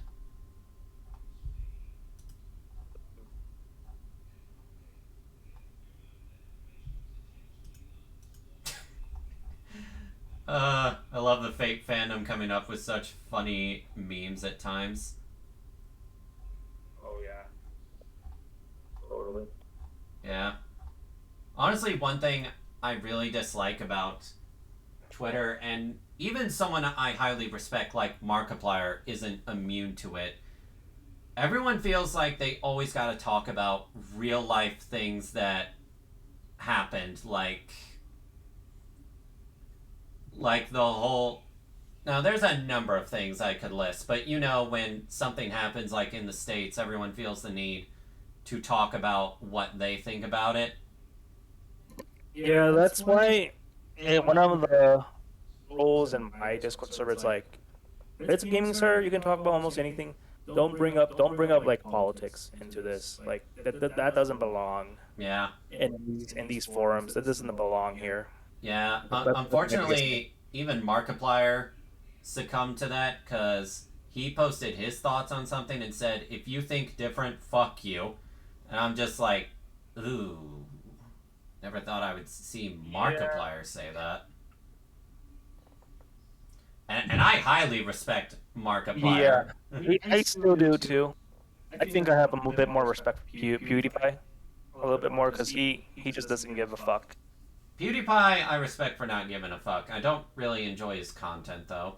Markiplier, I tend to enjoy his content. I've been enjoying his content recently because he now has moved to Japan and hopefully, he gets collabed with Trash Taste. Because, oh, by the way, Trash Taste is one of my inspirations for my own podcast. So, shout out to Trash Taste Podcasts. Huh. Remember when strawberry kiwi was just accepted as a flavor combination without a question? That sounds good. That sounds like a Go-Gurt flavor. Is it? Anyone still eat those Go-Gurts? Go-Gurt's good stuff. It's good for a Oh snack. man, every once in a blue moon, I would have one. It's a good sucky. Yeah, it is a good. Have I ever had Capri Sun? Yes, I've had Capri Sun when I was a kid. I was going to say that Go-Gurt, yeah, it's good stuff to suck out the cream for, but it's rather cold instead of warm. Who says Chris is only doing it for the ladies out of degeneracy. Yeah, I mean, I don't think at this point Chris is basically fucked. Like that's already been established. I don't think we need to get into that more. I mean, from what I know, Christian has always just been a piece of shit human being. Go-Gurt, best frozen. You can't convince me otherwise. I never had Go-Gurt frozen. I always had it in the fridge. Yeah. Well, I guess in terms of like, I mean, I assume you like ice cream. So, what's your favorite flavor? Cookie dough flavor ice cream. That's my favorite. Yeah, I'm more of a mint chocolate chip or pistachio kind of guy, or sometimes on some occasions, or Rocky chocolate. That sounds good. Yeah. I used to be a big fan of chocolate ice cream, but now its flavor is just a little too strong. Rich. Yeah, I get that. That's why. I mean, I live near Cold Stones. Sometimes I go there to get it, or some shops that have like I also love it with my ice cream with some caramel sauce. I don't know if it's caramel or caramel. Being an ice fairy, I could maybe make something like it. where I live has like a few like gelato shops, which gelato is also pretty good as well. Being an ice fairy, I could maybe make something like it. Boop bounce. Cerno, I just imagined you lactating, but it's ice cream. Cookie dough is pretty good. Yeah, I love cookie dough. I am not afraid to share my lewd thoughts. Rocky Road for chocolate, but I also love sherbet. Rocky Road, yeah, that's what I have not had Rocky like Road too many times, but I remember it being really good. And sherbet, I haven't had too much of, but I also remember that being good. I don't really like sherbet. I like ice cream to be sweet. not too sweet, but like sour kind of ruins it for me a little bit, a tiny bit. Cerno, I literally just said I imagine you having breast milk, but instead of breast milk, it's ice cream. I'm the lewd one here. You're fine right now. I prefer moose tracks over a rocky road. I don't think I've ever had moose tracks.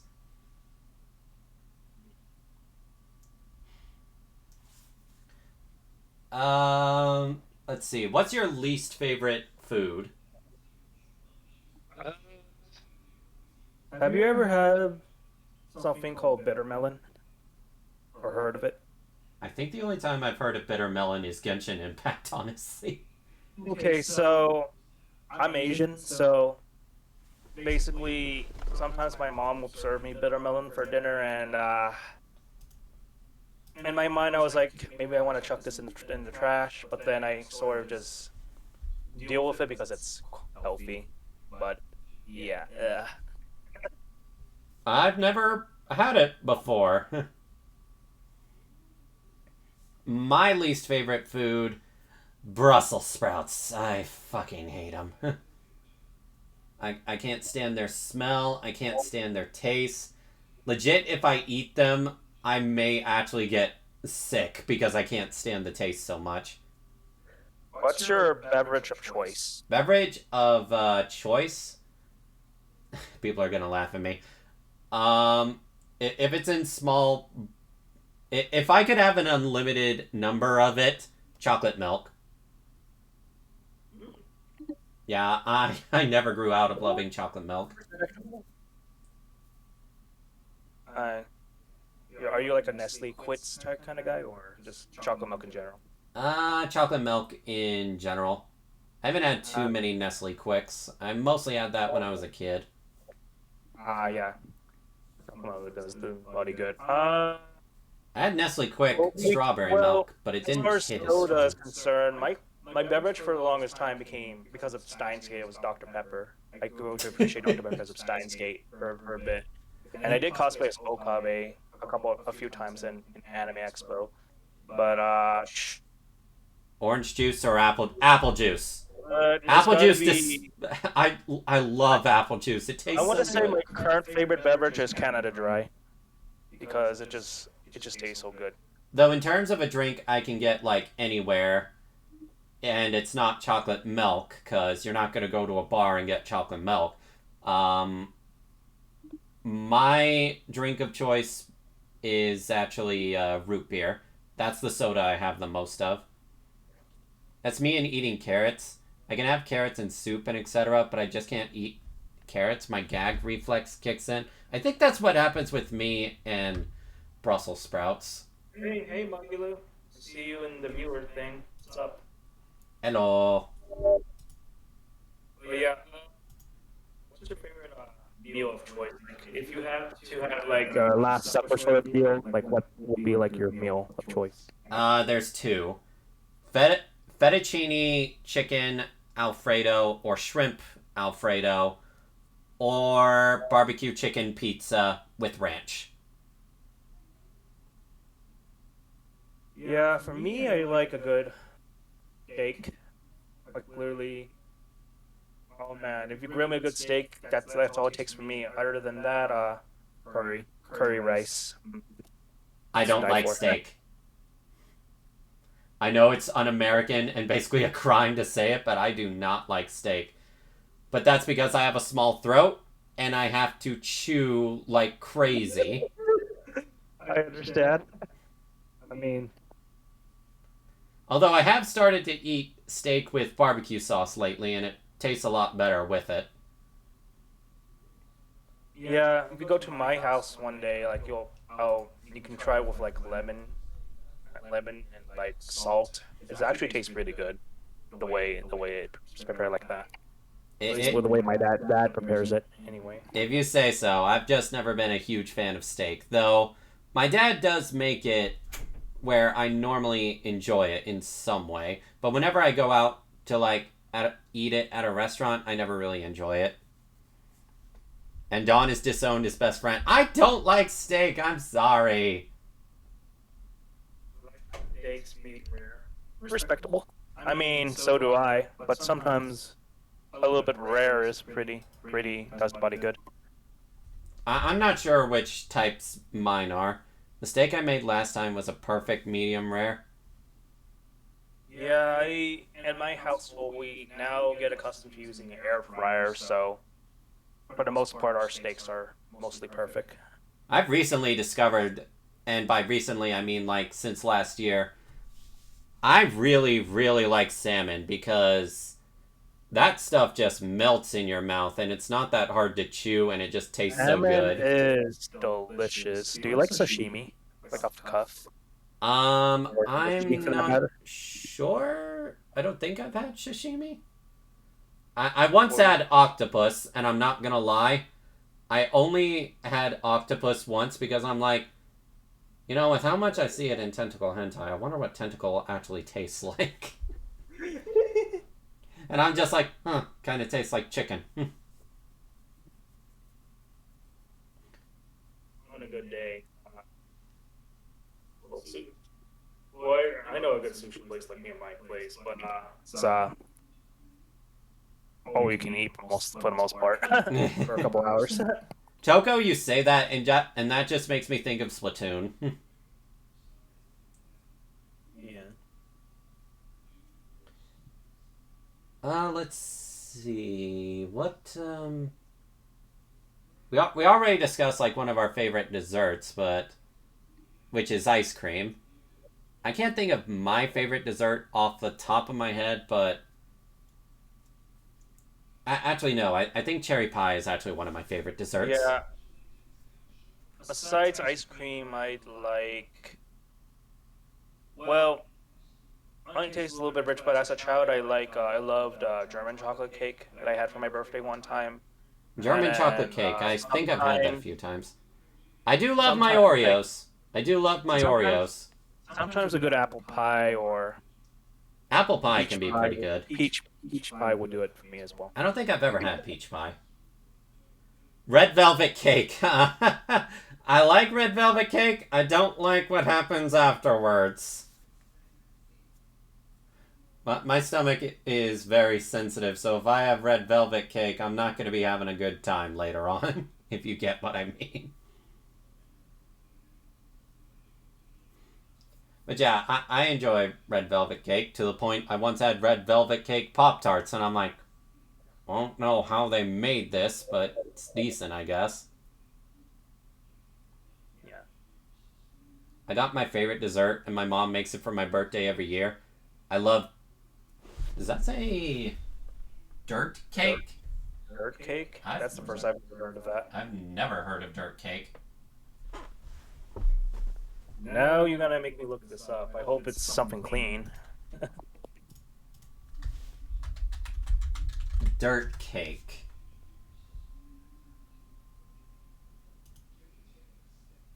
A dirt cake recipe is a great conversation. Interesting. With gummy worms, display it with the ingredients. 32 ounces. I legitimately never even heard of this until now. Wow. 32 ounces of chocolate sandwich cookies with cream filling. Okay, that sounds good. 1/8 ounce packaged cream cheese softened. 1/2 cup butter softened. Confectious sugar. 3.5 cups of milk. Frozen whipped topping thawed. This sounds like something you could get from Dairy Queen. Is chocolate cake meant to look like dirt? Well, I've Definitely heard of lava chocolate cake, but not dirt cake. That's a first for me. Yeah, it even comes with the gummies. I do. Honestly, when it comes to some of my favorite chocolate items, I really like it when it's warm. Yeah. Oh yeah, chat is probably going to be lewd with this, but do you like donuts? Oh, I love Donuts. My parents, when they have the opportunity, they always buy Krispy Kreme. Oh yeah, Krispy Kreme donuts. Do you like them as is, or do you put them in the microwave to heat them up a bit? We tend to take it like fresh whenever we bought it from Crispy, and I'm kind of like a classic. I like the glaze or the occasional, I guess, filling Yeah, noodles. glazed is a classic for me, and it's my favorite. But if I ever feel like changing it up, I'll probably get one of the cream fillings. Why is it so many of my favorite foods are lewd? It's like it was meant to be. Well, if ain't lewd and eat fruit, I guess. Do you put your Pop Tarts in the toaster or the microwave? Microwave. I put them in the microwave typically. Ha! Now I have an air fryer. Eat it, Lane! I have an air fryer toaster, so I guess that substitutes toaster now. So perhaps that in the future. As long as you can lick your friend's fingers after eating Krispy Kreme. You just made me think of something I want to eventually do with Emmy. Okay. I made it kind of notes of archive, my other VTuber friend. Though, did my message get deleted? So both of you are wrong. Got it. No, you're wrong. There's nothing wrong with enjoying Pop-Tarts in the microwave. Yeah, you're just in time, my dude. You just been having a grand old time with this Empress, just sharing our social link and talking about desserts now. Hello, Notes of the Archive. I think of that and that makes me think of the Void Archive from Honkai. It's a war between food preferences. Let's see. Well, Nightbot, if you were trying to post the link notes, that it may have deleted that because I don't have links set up for my chat, so I'm not sure what message of yours got deleted, but Alright. I'm gonna start a war in chat. I am choosing violence today. Lollies or MILFs? oh boy. You definitely have started a war, my friend. I'm just like, you know what? Why not?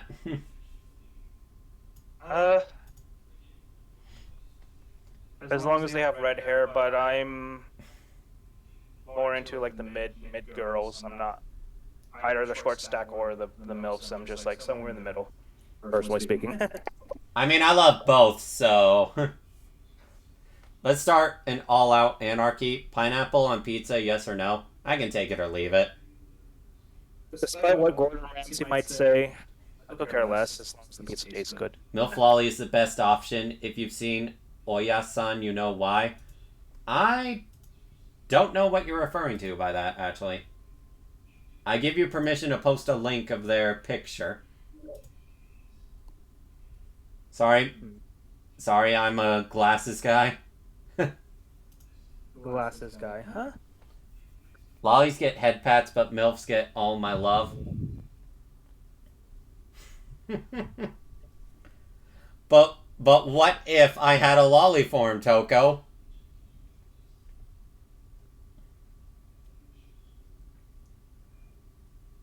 Scientitties gets milked. I mean... These for the sake of science, I can vibe with that. I mean, one of my even though she's considered Fletcher's, one of my waifus was Kurisu from Steins Gate. She doesn't have big of a titties, but goddamn, is she probably good at everything else, and definitely know her memes for sure. I wouldn't be able to tell because I haven't read Steins Gate. If we don't have the time to read it, I also recommend the anime. It's pretty legendary. I've heard that the anime is a very good adaptation.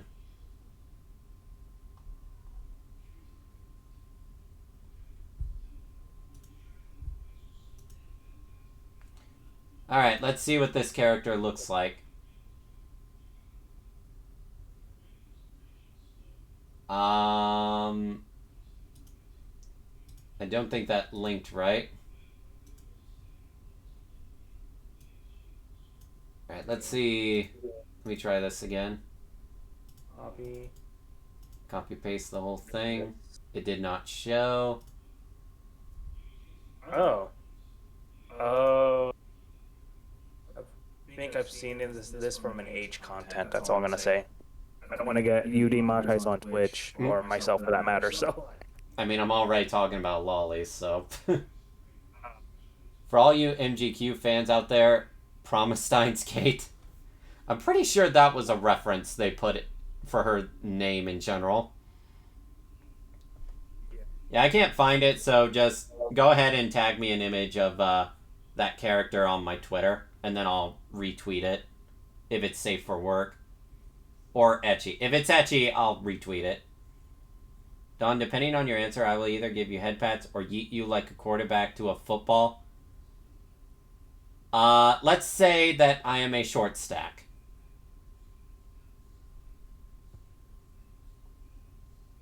Plus, I do actually have an image of short stack Dawn. Remember that? In fact, I think I'll post it right now on my Twitter, because I can.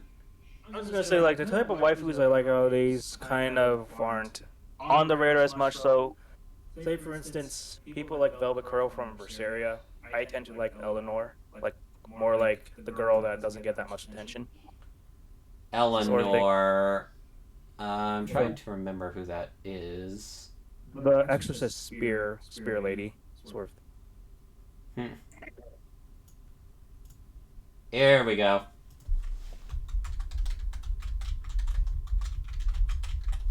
Short stack Dawn again. There we go. There is technically a difference between lolly and short stack. You're saved with head pats. So if I did not have the tits and I looked up at you smugly as a lolly. Hey, Mizuhana! Welcome, welcome! Oh, we got a raid. Raid me, please, too. Hey, Mizu! That is cool.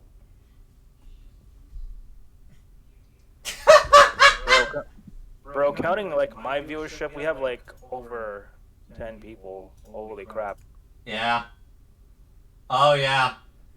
I don't think I can say it out loud, but that is what we decided to name our raid yesterday. Nice. Give me the Kunku raid as well. Holy shit.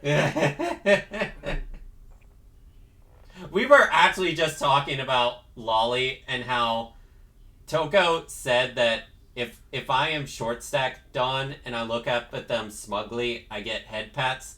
But if I look at them smugly as pure flat chest lolly, then they would yeet me.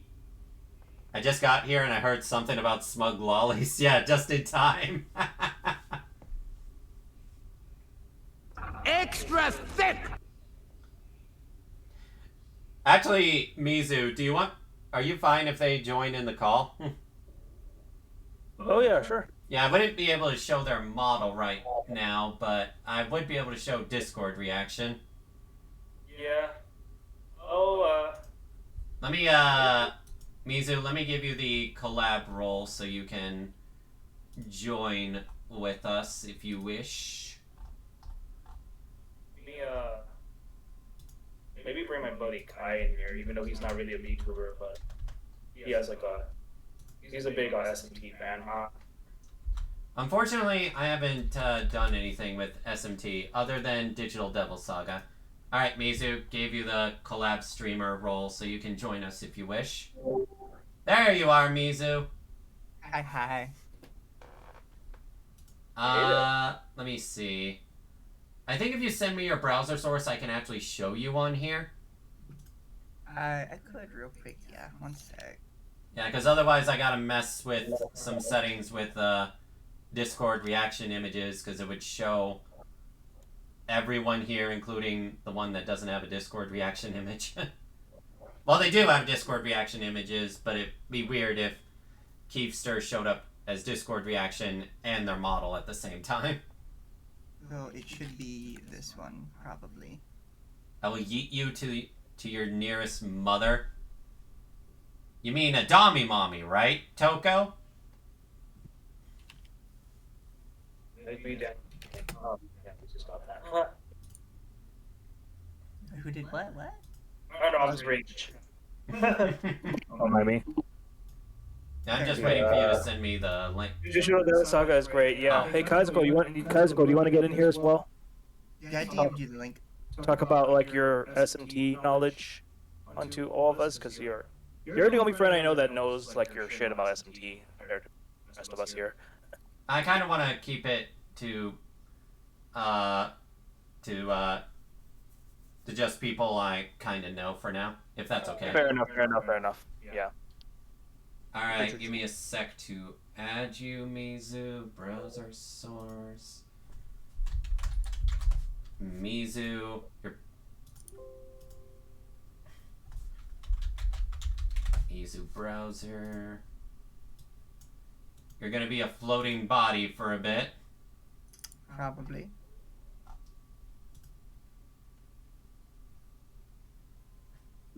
Oh, that's just your Discord reaction. Yeah, it's my Discord reactive. That's fine. That works. What were you expecting? I thought it was gonna be your model, but you know what? That works too. I could have done the video thing. I didn't know you, I thought you said you couldn't do that right now for Nah, some reason. no, I've learned how to actually do it. It's not that hard. When she claims to be a Dami Mommy, but she's actually a Karen. No! I mean, That would be cruel! figure out the like OBS browser source thing, so I'm still learning that myself. Yeah. Are you letting people call you a Karen? I think there actually is an anime Karen that's actually a cool character. Mizu is back in the water where they belong. I do belong in the water. Here you go if you want the video ninja one. I'm gonna go through real quick and set my my VTube Studio background to be Transparent? no, the green one, because transparent doesn't show up properly on this. At least I haven't figured out how to do it yet. Well, yeah, I had to give you, I don't know why I opened that link instead of just... Then again, I am tits for brains, so this is to be expected with me. I legit have to get Google search a transparent background for mine, just because the program I was using couldn't do it well. I think if I just give you chroma key, that'll fix it. Yeah, you just chroma key it, really. Yeah, and I also need to make you bigger. Boop. Okay, I'll just... Filters... Chroma key... There we go. Simple as that. Ow! You know, I had that coming when I said tits for brains. I'm gonna BRB mode real quick. Gonna Oh, one sec, I'm fixing it real quick to get the little black pieces away. Yeah, that fixes it, I think. I got rid of the black pieces myself, but Oh, fair enough. Oh, look at me. Ah. you're a floating body. Actually, because I need to do this. Because I'm in the water.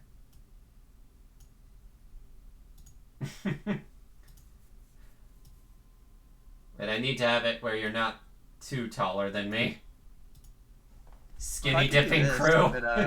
If it makes it better for you. Like right here-ish. Well, because you got your boobies. So, like right here. You can go up a bit higher if you want everyone to see your chest. Well, also, to be fair, we covered this the other day on stream. I'm only 1 inch shorter than you, so... Yeah, I somewhere thought I was fair. a lot taller than you. But her head is so Standing small. Yeah. Oh yeah. I think that fixed it. Booba keeping her afloat. I'm gonna wear the glasses. Lane, you can join as well if you want. Though I would have to get rid of the Twitch.tv thing next to you, Kiefster. You could put it in the top right. That I could. Yeah. Or you could put it on the tile. Yeah, you know What do you want to do? I put in my direct link in case anyone wants to rate or surprise me. Oh, Lane's playing Xenoblade. Booba keeping her afloat. Got them air sacs. The new Xenoblade? The 3, right? I wouldn't say that's a good idea in case anyone's still playing it though, just in case. Xenoblade 3, I plan to get to eventually. You know, RPGs take forever to do. I need to start on the first one still. Lane could not get into the first one. Oh, so neither of y'all have played 3 yet, right? No. The only one playing 3 right now is Lane, I believe. Oh, because I was gonna ask like what canon 3 takes place in, because 1 and 2 are both like the same universe. Well, they're separate universes, but they're like the same like line of thinking. I think that would possibly be a story spoiler, maybe. Because that was a bit of a major plot twist with Xenoblade 2, because there was one thing that happened later in the plot that relates to Xenoblade 1. It happens literally, it's one line at the very, very end. I wouldn't say it's like a major plot spoiler, but it's supposed to recontextualize 1 and why the world is the way it is. It's not necessarily supposed to change how you view 2. So it didn't affect me because I didn't play 1, so I had no idea what was going on. Oh, wow. So it's Yeah, one of those- I just heard the voice in the background. I'm like, okay, this is bizarre and makes no sense. That is a cute character, Morph. Someone explain the lore of Xenoblade. I can't actually explain that because I only know the lore of Xenoblade 2. Yeah, so, I mean, if you want the lore of Xenoblade 2, it's just everybody's living on the back of these big Titan creatures in a big cloudy sea, and the Titan creatures are slowly dying off because of spoilers for the Xenoblade 2 DLC. Well, I mean, they explain it in Xenoblade 1, 2, but the DLC really goes hard on it. Interesting. And meanwhile, Yeah, you never everyone's played wanting Sparta? Xenoblade X to be ported, and it still hasn't yet for some reason. I mean, it has if you download it. I meant to Switch, obviously. Switch what? The Nintendo Switch. Oh. For a I thought moment, you I thought you were were going to say, I don't speak Switch. Yeah, that reminds me of a story. I remember, I think I was playing like Smash Ultimate one time, right? And my first Switch basically bricked. And I had to take it to my old employment that I used to at a game store to repair it. And then when they fixed it like the first time, I played it for like an hour of it getting repaired. Then it bricked like the second time, and then third time they tried to do it, it was like a lost cause. It's like the first model Switches are having some issues. Yeah. I guess, is my understanding. I still have some controller issues when it comes to anything involving the Joy-Cons, which is why I play with my Pro Controller. Pro Controller is actually one of my favorite controllers. I think I like it more than the Xbox 360 controller. Yes, the box art has a semi-destroyed Aurora. Oh, a what? I thought you said something lewd for a moment there. I'm reading like what my friend's comment said on my thing. I'm not sure what that means though. Xenoblade Can you 1, spell humans versus mecha on 2 giants. Xenoblade 2, living islands with living weapons. Fair. Yeah, that sounds like a general summary. And Xenoblade 2 has gacha, but it's not paid, so it's okay.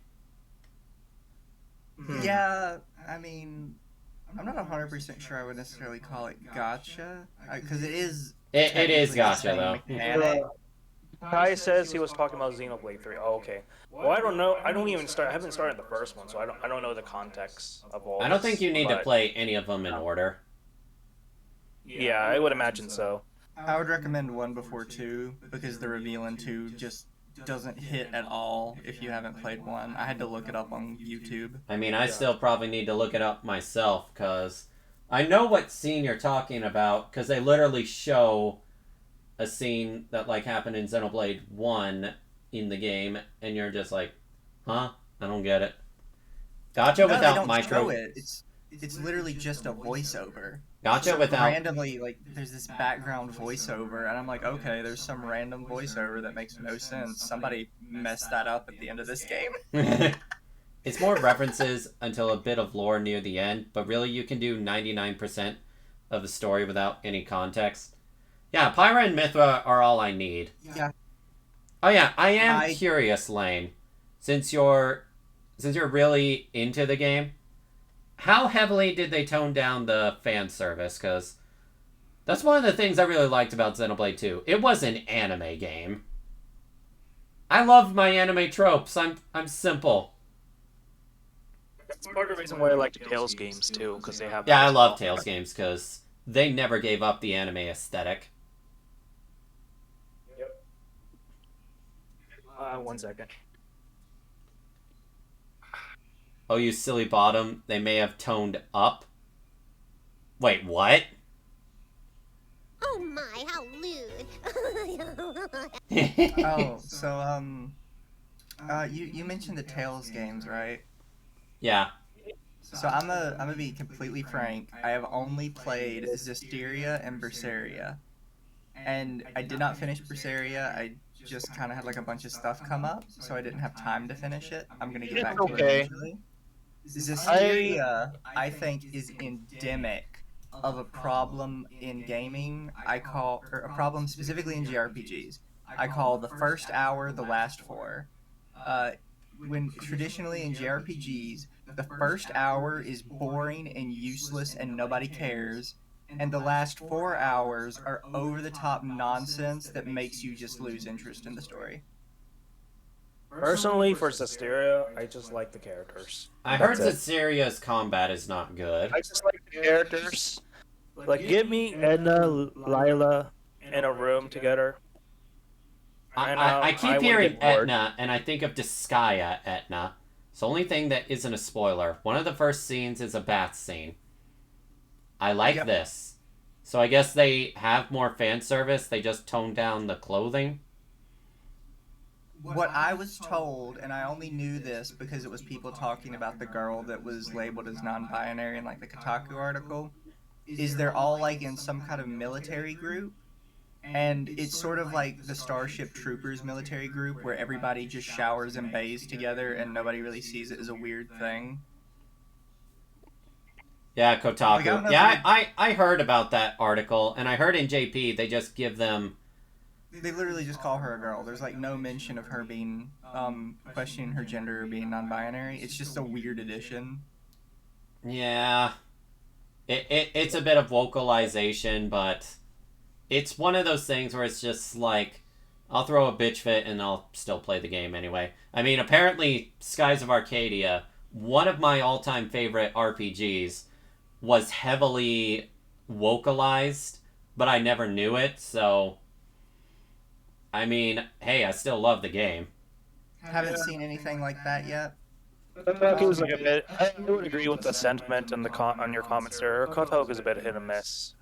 I wouldn't personally rely on them, but every once in a while they write okay. They have way more misses than they have hits. That's for sure.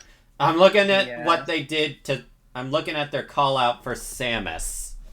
So here's the thing, Lane, and this is why it bothers me on a strange level, because it doesn't necessarily affect how you look at the game, because they don't call her non-binary. They only ever refer to her by her name, and the voice actor said that she specifically pushed for this change because they're non-binary. So if they only ever refer to the character by the name, they can headcanon her as non-binary. I fucking hate when voice actors do that. Because Paimon's voice actor, I think, tried to do that. Paimon's voice actor, like, hates lollies, like, with a burning passion. And yet they voice act one of the most popular lollies in modern culture right now. Right? That's the other thing about Twitter. People that are on about the double standards nonsense I keep encountering. I am so tired of these. The thing that separates some of JP from NA is they keep their personal biases aside and focus on just writing a good character. To be fair, I will give people this. It depends on the JP voice actor. Because I actually really like JP voice actors a lot, because a lot of them do really weird stuff. And some of them are equally crazy. I There's mean, just not many of them. they can be as crazy as they want. Just don't inject themselves into the character. Yeah. Also, you gotta, I guess, keep in mind it's like the culture's a bit different. Like in JP, like if you're a Seiyu, you're essentially a celebrity depending on who you are. In America's side of things, you're a voice actor. Oh, at best, maybe you might be able to be in a certain Sonic movie, but aside from that, it's like I don't know how much cred you're gonna get depending on your, how popular you are in that side of the. You won't get any. That's why a lot of places they'll have just regular actors do voice acting work because they're like, oh, it's the same thing, and no, it's not the same thing. No, it's not. If you try to take, as much as I think Sean Schimmel can be a pretty shitty person, you take Sean Schimmel out of Goku and it's not the same thing. To be fair, I've never liked Dragon Ball Z. I mean, fair enough. Fair enough. To be fair, I grew up with a Canadian dub first. Yeah, I'm that many years old. And then Sean Schimmel kind of came in late to the picture. Though I am curious, Mizu, Uh-huh. have you tried watching Dragon Ball Z in Japanese? Because it's a very different experience. I have. I'm not interested in Dragon Ball Z like conceptually. Like I like Majin Buu, and that's about where my interest in Dragon Ball Z stops. I don't know. Fair. I prefer Perfect Cell or Imperfect Cell for that matter because of the suckage. That's what I'm gonna go That's for. kinky. The Vor. Oh, what's her name? Is it Android 21 that turns into Girl Boo? Android 21 is a non-canon character from Dragon Ball Fighters, and she's also my main in Fighters. Yeah, I like her. Yeah, she's hot. Yeah, I like Girl Boo. Girl Boo is like- hot. Honestly, there's a lot of Dragon Ball characters that I can really never find attractive. The only exception for a canon character is like Android 18. Krillin's wife. I like Pigtails Videl personally, or 18. Like Yeah, Android 21 can eat me. Android 21 can eat me. 18 is Krillin's wife, right? Yep. That's the biggest win Krillin ever got. I mean, to be fair, how much of a win can it really be? Because he basically has a glorified sex doll as a wife. I mean, I'm not saying I wouldn't hit it. I'm just saying. I mean, like, to be fair, also, he's married to someone that can I guess we don't know easily what kick his ass. at least when Videl became more of a mother, she has the best of both worlds, where her hair kind of not entirely long, but not entirely short either. It's just like. And at least she kept her power after she became a mother. Videl? It's stupid that 21 is getting the Broly treatment before they decided, okay, he's canon now. So, like, who are they even having to do Broly anymore since they got rid of Vic Mignogna? I think, who was it? I think it was Ichigo Kurosaki's voice actor. Johnny Young Bosch. Yeah. Johnny Young Bosch. To be fair, Johnny Young Bosch does a very good job. Yeah, I loved him for Lelouch. JYB. And I loved him for like a bunch of other roles too. Like Lelouch being one of my absolute favorites. Yeah. Johnny Young Bosch is a great voice actor. I just hate what they did to Vic, and I have lost almost all respect for Funimation. The only time I buy their products is if I really, really love an anime. Like, Same here. like, I'm not even totally in agreement of them merging with Crunchyroll. I'm like, okay. I'm upset that they removed all their 18 plus products and just put it on a side site. Because, yeah, that's not going to affect the sales if you put it on a side thing. Lelouch, you mean the Lelouch? Or Also, you mean Code Bent? The douche. Code Bent. Where's the soup? I think you're a little close to your mic. It's cutting out from me. They're having to use I was doing a reference. Where's the soup? Yeah, they're having to use a They're having to use a low quality mic because of some reason, I think. Yeah, my Blue Yeti just kind of Yeah. kicking me out. Spooky Pie says still pissed about the interspecies reviewers thing. So I complained about this with a couple people, right? And people seem to like not see where I was coming from. Yeah. But I was like, you don't understand. They bought a property, and I was trying to explain to somebody. They do this a lot. They buy properties in bulk from Japan, and then they just sit on them and do nothing with them. So like Sega. Yeah. You on VC tomorrow, dude. Have a good night. Honestly, interspecies reviewers, I think the dumbest thing is the fact that their They bought a excuse porn, they was didn't know it was a porn. they bought the series, and then 2 episodes in, they realized what they were getting into and stopped doing it. And it's like, did you do no research in the slightest? Did you not look at the manga for more than 30 minutes? No, I have not finished it. I need to do that eventually. No, see, that's part of my complaint, is they didn't research it, because what they do is they buy like 30, 40 different manga light novel titles from Japan, and then they only choose 3 or 4 of them to actually translate over and use as official properties. But they still retain all the licenses, so nobody else can legally translate them. Which is And bull. this is like a couple people that really heavily advocate piracy in the West have talked about it before. Like that's the main reason they do. Because without fan translations, you're not getting most of those. Yeah, I'm gonna Crunchyroll be owns all of it and is not gonna use it. As someone said, if people are resorting to piracy because it's easier to access than the legal method, that is a failure on the distributor. Yes. Yeah. It's one thing if somebody's cheap. It's another if it's easier. Because piracy takes a lot of looking around. Sometimes if you get torrents, you have to like check it for viruses constantly. Yeah. Like I'm kind of like, if it's something years old, then sure. If you want to get like ROMs or something of an older game, or even like a series that's probably not. I feel like a good example I can think of is like like.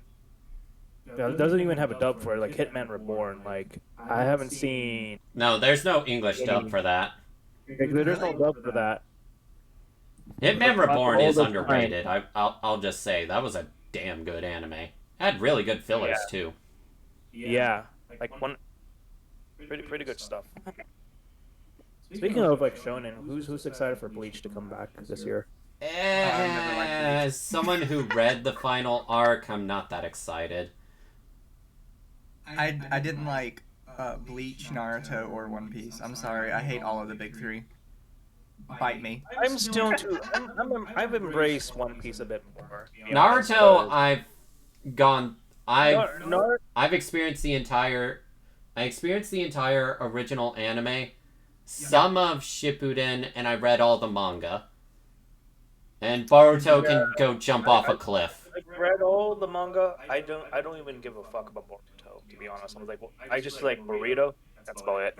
But The Boruto, only good I part- hate because they're legit killing. They're starting to They kill Naruto's character. some of the original characters to make the newer characters look better, and I just hate that. Yeah, they And I'm still pissed about the review. Oh, I see. Yeah, Funimation. It used to be a company I respect, honestly, and then the Vic Mignogna stuff happened. And it's like, what the fuck? I I never respected them. heavily respected Funimation before all the Vic stuff happened, and then my respect for them just plummeted. I have no respect for translators and localizers. The last few years, I kind of gotta say the same, because it's been getting really bad.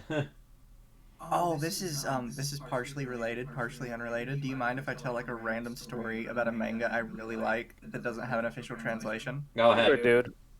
There's a manga called my demon son is so cute it can't be helped, and it's about like a demon mother that has a child that she's like a really dangerous person, so she's worried that everybody's gonna think her child is super dangerous. So she's like really overcompensating, being nice to try and give her child like a nice world.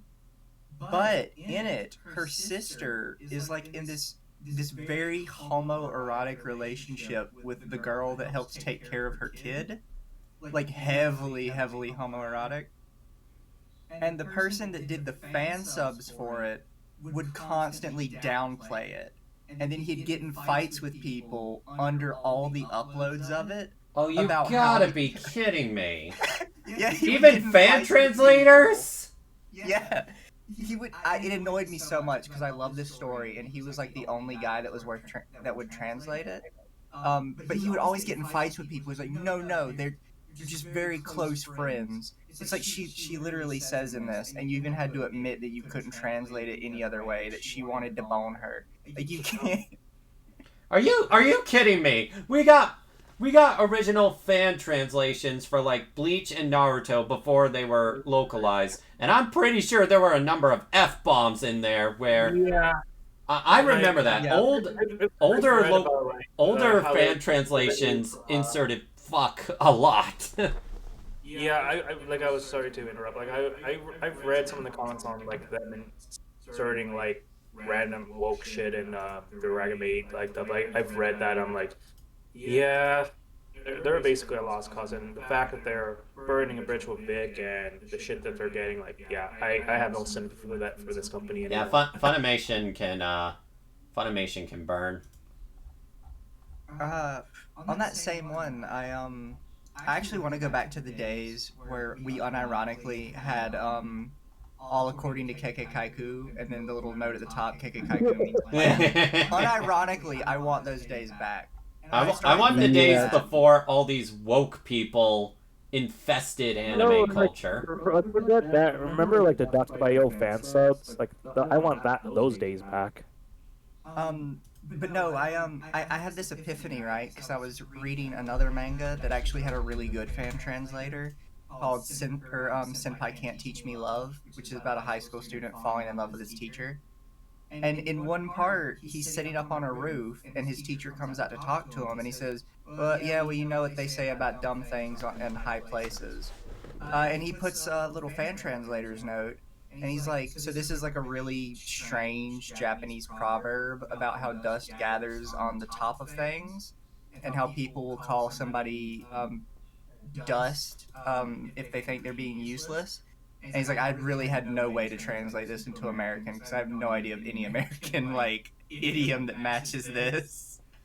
So his translator's note was like literally a full paragraph trying to explain this Japanese idiom. Yeah. Oh yeah. Mizu, that one person we were talking about, Lunar or Luna, the one that got banned from a fighting game thing. Oh yes. They're at Evo. Oh yeah, that's fair.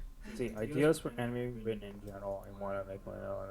Yeah, apparently apparently the chat when he was fighting kept spamming the uwo emote. In regard to like having a bunch of anime, like I think you can potentially just make your own. Just maybe start commissioning some people to make that stuff for you on Fiverr. Like I remember, like if any of you subscribe to my YouTube channel, I had my former editor like commission someone on Fiverr to make voice actor of like to voice back Erica Mendez from because she voices Eleanor from Berseria. So I like we managed to find someone that sounded like her. So it's like commissions are a thing. So you can probably kind of do that if you find the right people to make your own series. You know, on YouTube, it's definitely possible. Is what I'm trying to say. Yeah. Yeah.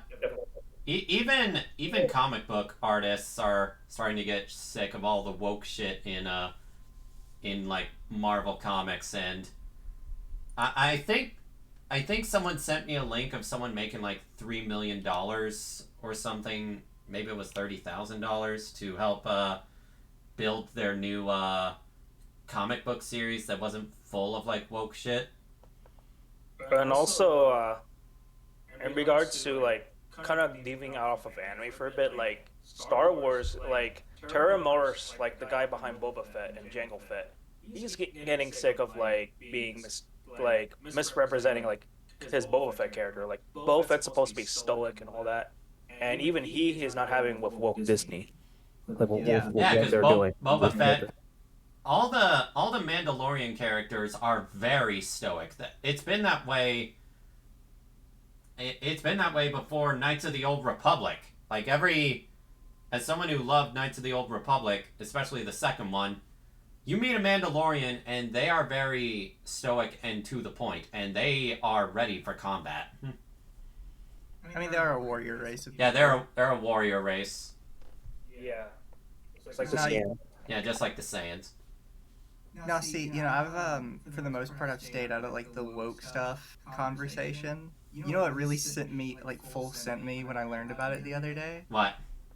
Is the guy that was the lead dev for Senran Kagura ended up leaving the studio because they basically sold out for woke shit. Yeah, I've heard about that from a buddy of mine that plays those games. He's not having happy with that.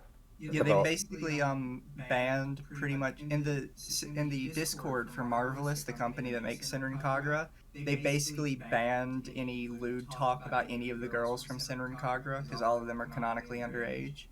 Except they but in the West, they took out any mention of their ages. And Yes. not all of them are underage.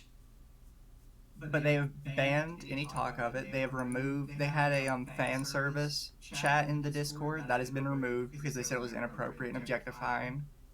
I'm gonna simp for Haruka and you can't stop me.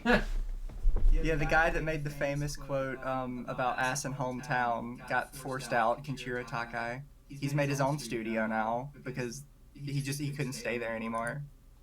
Yeah, the guy who made Senran Kagura, they just need to make games for either Steam or Switch and not go to Sony because they keep relying on Sony, but Sony's going to keep censoring their shit.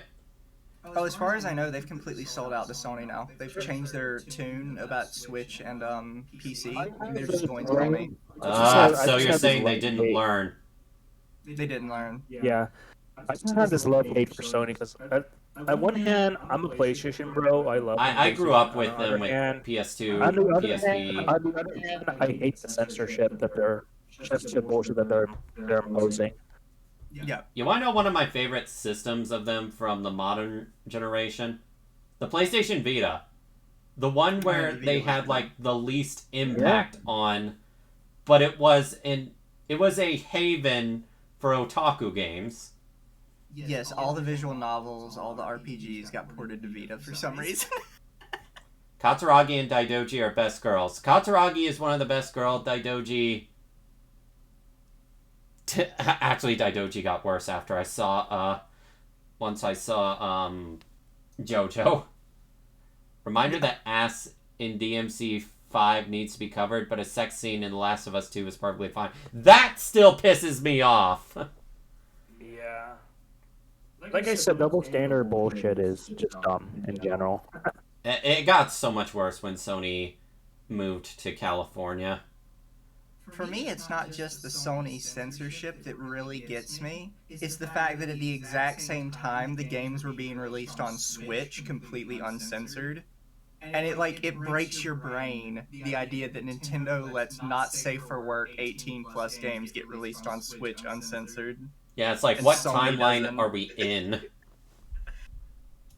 It's like, homie, Nintendo let Nekopara released uncensored. My brain is broken. It's just like, what you doing here, buddy? Nintendo doesn't let anything get by them, and they're like, yeah, no, sure, whatever. Yeah, it's just like a bit of an irony that, at least in like back in the day, it used to be the other way around. Nintendo used to have a harp on that, and then Sony was like the champion of like more adult stuff, but now it's like the other way around. It's still crazy for me to just imagine that. It's so bizarre. I do actually remember laying the Omega Labyrinth situation. I thought it was quite hilarious. Yeah, the situation with Omega Labyrinth is, yeah, I remember that. And I remember how in the JP side, they had a family-friendly version. And they were clearly mocking it. Yep. I like when companies make fun of it. It's like, you're supposed to be the edgy one. You're supposed to be the one that like appeals to all the teen boys. And then you see a pair of boobies and suddenly there's a problem. You were the chosen one. Yeah. Alright, there you go, Wow, you Mizu. made I that gave game. you a link as well on the stream. Yeah. I was about to say, that's a little big. That's a little unfair to the... That's what happens when I first bring it in. I like the way you do the font, though, with the little, Yeah, I use a website for that. It fits your scheme. That's why I'm scared of Persona games coming to Xbox, because I never got a chance to play them. I'm really too scared because the localization is gonna screw up. Yeah, that's the thing. Why do they even need to fuck with the localization when it's already been localized? I swear, if they So make obviously, looking at you, you're a Persona fan. So do you know of any localization in the Persona games, as they are now, that you would say is egregious? And not like the people being stupid and being like, oh, Nato or whatever is trans, when she's clearly just a woman that's trying to fit in with the Japanese police. Yeah. Is there like any actual egregious in-game localization? The only localization I know of was like something with like Ryuji and this one guy that hit on him. Yeah, I was going to mention that. It's like Ryuji running into like these transvestite dudes, and then they took him off, and then I think they might have changed the dialogue on Royal. I don't remember because it's been a minute since I played Royal the first time, but it's something to do with that, and they completely omitted that off of the Royal version. I swear, if Persona 5 Golden comes to Switch, and they make Naoto trans, I will rant. I will even make a YouTube video on this, because Naoto. If that comes to pass, I would like to join you on that rank. Yeah, that's bullshit. Naoto is one of my favorite Persona characters, because a lot of what they go through is it's trying to figure out who they want to be, and to have that taken away is just cruel, because people can decide and think for a while, do I want to be a man, do I want to be a woman, and it's okay if they decide, no, I'm fine the way I am. Respect people's choice. And that wasn't even what Persona, right? Yeah, that wasn't even why Naoto wanted to become a woman, because she didn't want to become a woman just for the sake of she feels like a woman. She wanted to be... Wait, no. Why am I saying woman? This is what happens when I get angry. She wanted to become a man, not because she felt like she wanted to be a man, but so she could get respect in her investigation force. Yeah. Yeah. Otherwise, male dominating field, it's respectable. Like, where does trans come into the picture? I don't see it there. Like yeah, you're both Persona fans, right? Yeah. Obviously. So I'm gonna give you both a hot take that I've actually had for a while, and it's not because I'm a Persona fan. It's actually the opposite end. So Atlas is the problem when it comes to censorship in their company. I don't think it's outside forces. No, it's Atlas. 100% sure There's nothing else. It's Atlas. Especially after the lie they told with Shin Megami Tensei X Fire Emblem. Yeah, I'm censored still the crap upset out of about that. that. And they tried to slyly imply that Nintendo did it until Nintendo came out and says, yeah, we literally didn't touch it at all. We had nothing to do with it. And they're like, well, that's true. Technically, Nintendo didn't touch it, but, we didn't touch it either, so it's not our fault. I still think the whole Shin Megami Tensei X Fire Emblem thing, censorship aside, what in the hell were they thinking with that game? You think of Shin Megami Tensei crossing over with Fire Emblem, and you think of something epic. You don't think of like some life simulation thing. Well, you know what they were Anytime thinking? I think of like X something, it usually implies like a crossover, but like it seems to be like the complete like their own thing, which is like, okay. Sleep well, It Lane. was like, I don't know the full story. Obviously, nobody will ever know the full story. But I was always a bigger Fire Emblem fan than I was Persona. Yeah, so I was games. expecting something big and dramatic, like imagine the scale of Fire Emblem, but Shin Megami Tensei demons are involved. Yes, and it would have worked perfectly. Yeah, You people could would have even, like, eaten that Yeah. shit up. and I feel like you could have even mixed like the two games like systems and how they worked. It could have been strange. But I mean, freaking Mega Man did it with. It felt more like a Proto Man crossover. and Proto Man. Felt My more thing like is, a if they're gonna do a crossover. crossover, if they're gonna do a crossover, they should do a crossover, not try to like meld the two things together and then make a mess out of it. I mean, it felt more like a crossover of Persona with Shin Megami Tensei elements than it did was. a crossover with. That is just one of the weirdest things that the video game industry has ever done. Because I remember when Shin Megami Tensei X Fire Emblem was announced, everyone was so hyped, including me. Yep. And then I when we saw the trailer, I think even weebs, the most hardcore of weebs, were like, what the fuck is this shit? Yeah, so I was actually kind of tuned in to it not being good before it ever came out, because people that followed on the Fire Emblem side, the company Intelligent Systems behind Fire Emblem, put out a statement before it even came out that basically said they're not letting us help, like, to make it. Like, we've had literally zero input on the development of this game from start to finish. no. They're just literally using our property. So Intelligent Systems literally has zero like input on what happened with that game. Oh my gosh, Atlas. And then Nintendo admitted they also didn't have a hand in anything but like signing off on it, so they just kind of wrote their name on it and then sent it on its way.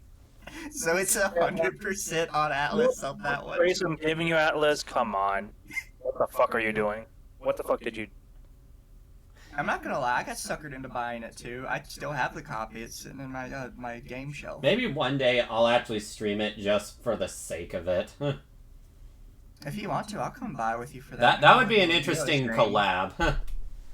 Yeah, because I've talked about doing collabs like that before, because I love Fire Emblem, and they butchered every character from Fire Emblem. I am a decent Fire Emblem fan. I've played 2 of the GBA games, and I played Path of Radiance and Radiant Dawn. I love I only both the played IP Three games. Houses. I play Persona though.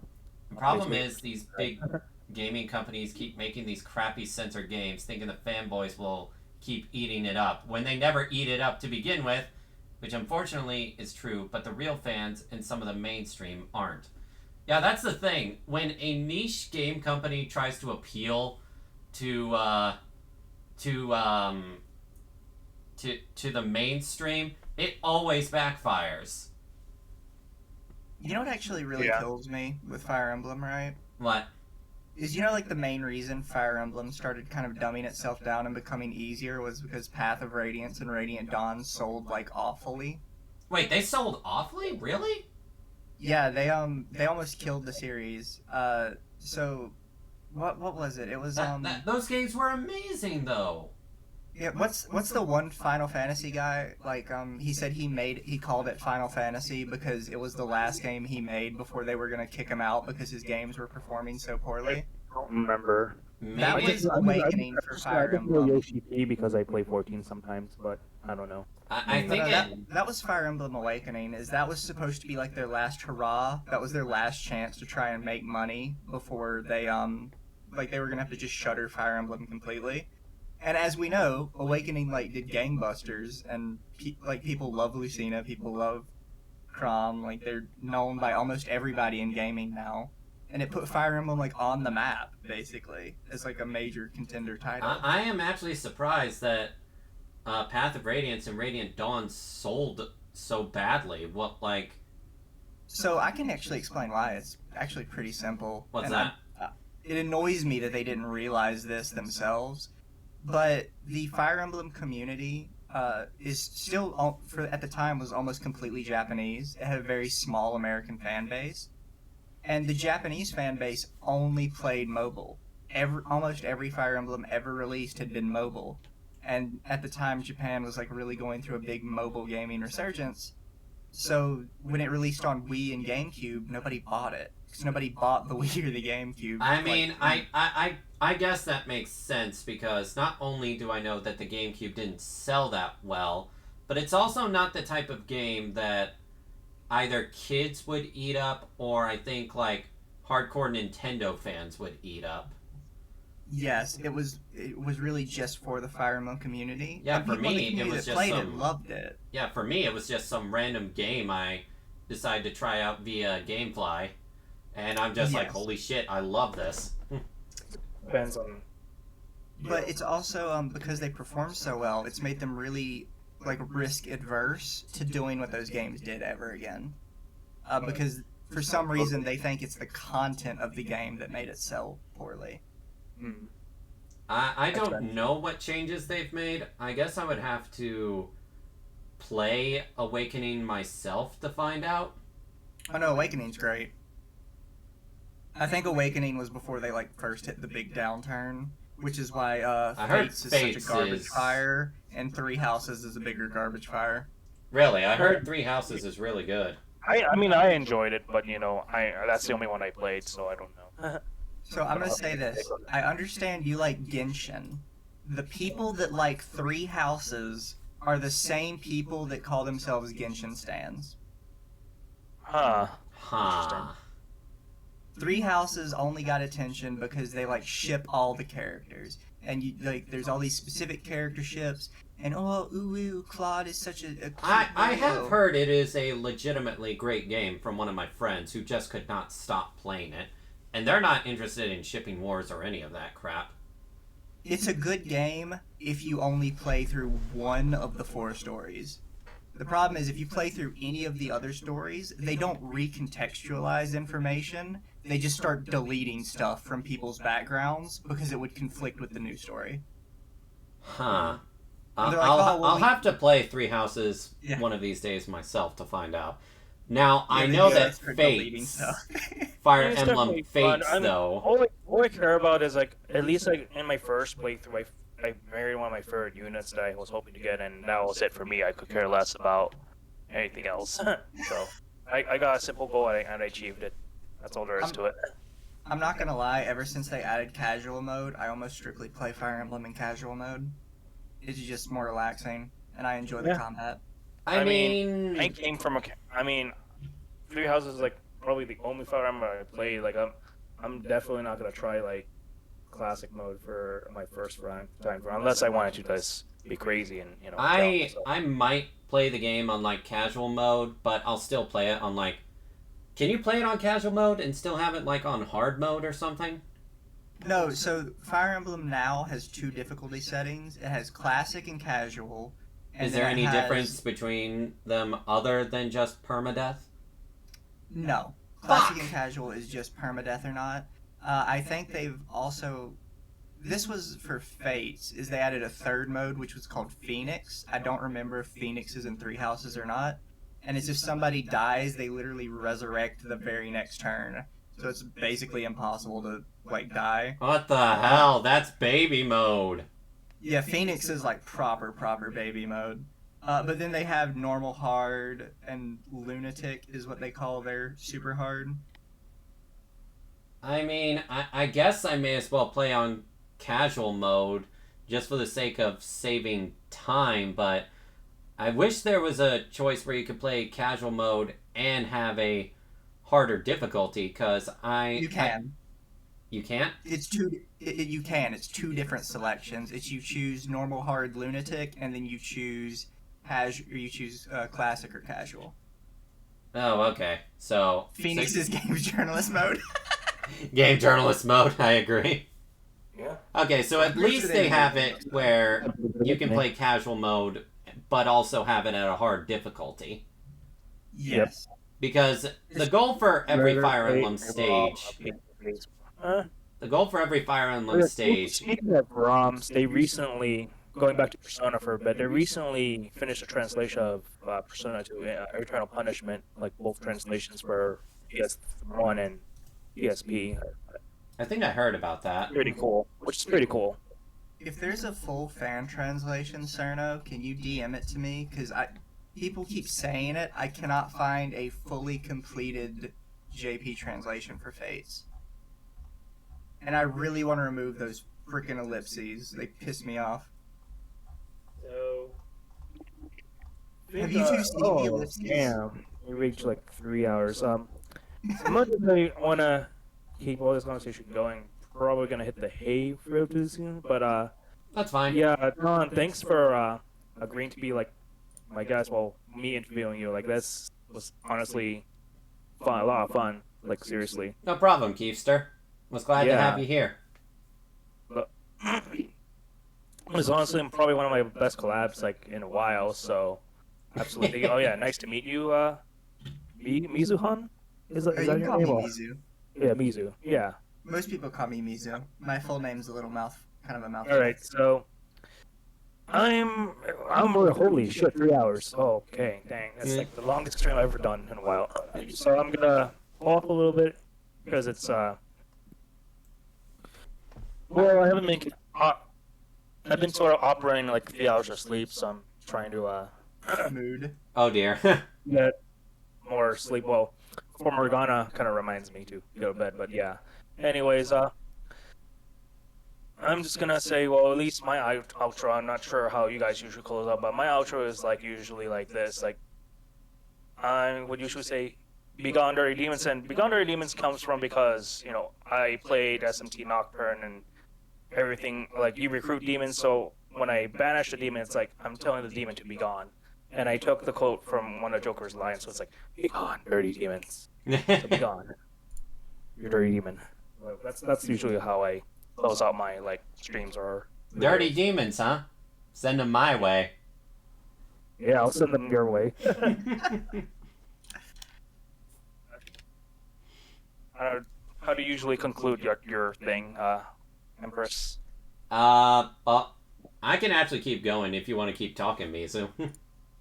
I'm good to keep talking for a little bit. Yeah, well, I actually probably just pull off the stream, but I can probably talk for a little bit. But anyways, as far as like the stream, I'll go ahead and end things if Dawn wants to keep, hers going. But as far as like enough, like I'm gonna like stop here because time flies when you're having fun. But anyways, this has been my interview with Empress Dawn. Thanks for all that, and No problem. see you guys next time as far as the stream. But we can still keep the combo going a little bit because I'm having a blast. Anyways, take care, chat. Anyways. Bye, chat. I'm still Bye-bye. live here on my end, though. Oh yeah, well, on my end.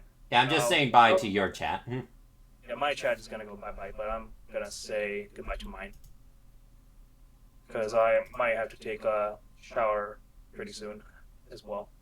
All right. But I'm still here. Now it actually sounds like you're echoing in like a hotel pool. It's actually kind of funny. Yeah. It is funny how you're in your natural element right now, Mizu. Yeah, my water. It's funny because in terms of roleplay side of things, we have Mikleo from Zisteria and my server, and we often make fun of him for, well, Edna makes fun of him for being like, and calls him Meeble. If you get the joke from if you play Zisteria, you would get the joke, Meeble. Edna calls him and all that. Meeble. First we call him Meebs, because from time to time. I will actually be right back real quick.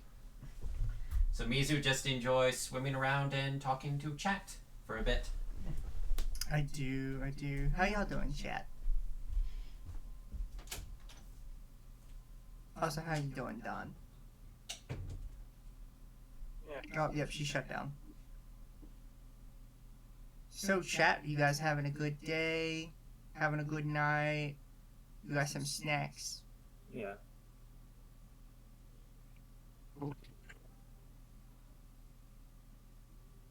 What was I talking about before we went crazy? We were on a Fire Emblem thing. Yeah, you guys were on Fire Emblem, and then I was bitching about Three Houses because it pisses me off. yeah. I personally, I mean, from someone that decided to try it out, I personally didn't have much of an issue with it, but Edelgard did nothing I'm wrong. just gonna say like Edelgar's like whole thing didn't really jive well for me. That's why I kind of went against her for my first time. But you know, that's just me. Edelgard did nothing wrong. Also, apparently, another controversial opinion that multiple people have called me out on. Skyrim is for the Nords. Stupid Imperial scum can GTFO. I don't care what anyone says. Skyrim is for the Nords. Edelgard did nothing wrong. Bite me. I mean, she's hot, so there's that. See, Edelgard and the Church are the crux of why Three Houses does not work. I'm back. Because for Edelgard's path, they make the Church mindlessly evil, and for the Church's path, they make Edelgard mindlessly evil. And neither of those work with the rest of the story. There has to be like some gray area, and they're just so afraid of touching that they just erase it completely for the other stories. Yeah. And they did the same thing with Fates. Because Fates is 3 completely individual stories where the characters have entirely different like motivations. I just think I don't think they know how to write like multi-piece stories that are supposed to like connect and recontextualize things. Because when you write like a 3-piece story that all have different endings, information you learn in each piece is supposed to help you get like a bigger picture of all the characters and what's going on. But they didn't know how to do that. So it's just 3 completely separate stories, and you can't really pick up any information in between them. Which is depressing. Talking about Three Houses? Three Houses and Fates, because both of them do the exact same thing, because they just don't know how to connect stories properly. And it's not that they can't write a story, they can. So like with Three Houses, they wrote 4 very good individual stories, but then they fall apart when you realize all 4 of them are supposed to be connected in the same universe. And it's the same thing with Fates. They wrote 3 individually pretty good stories that completely fall apart when you realize all 3 of them are supposedly happening in the same universe. It doesn't work. Yeah, it sounds like a problem. Yeah. And they need to stop trying it. They've tried it twice now. Both times they've completely failed it. I Just remember. go back to writing one good story. I remember when Fire Emblem Fates different versions came out. Me and many others were like, "What is this Pokemon shit?" Yeah, no.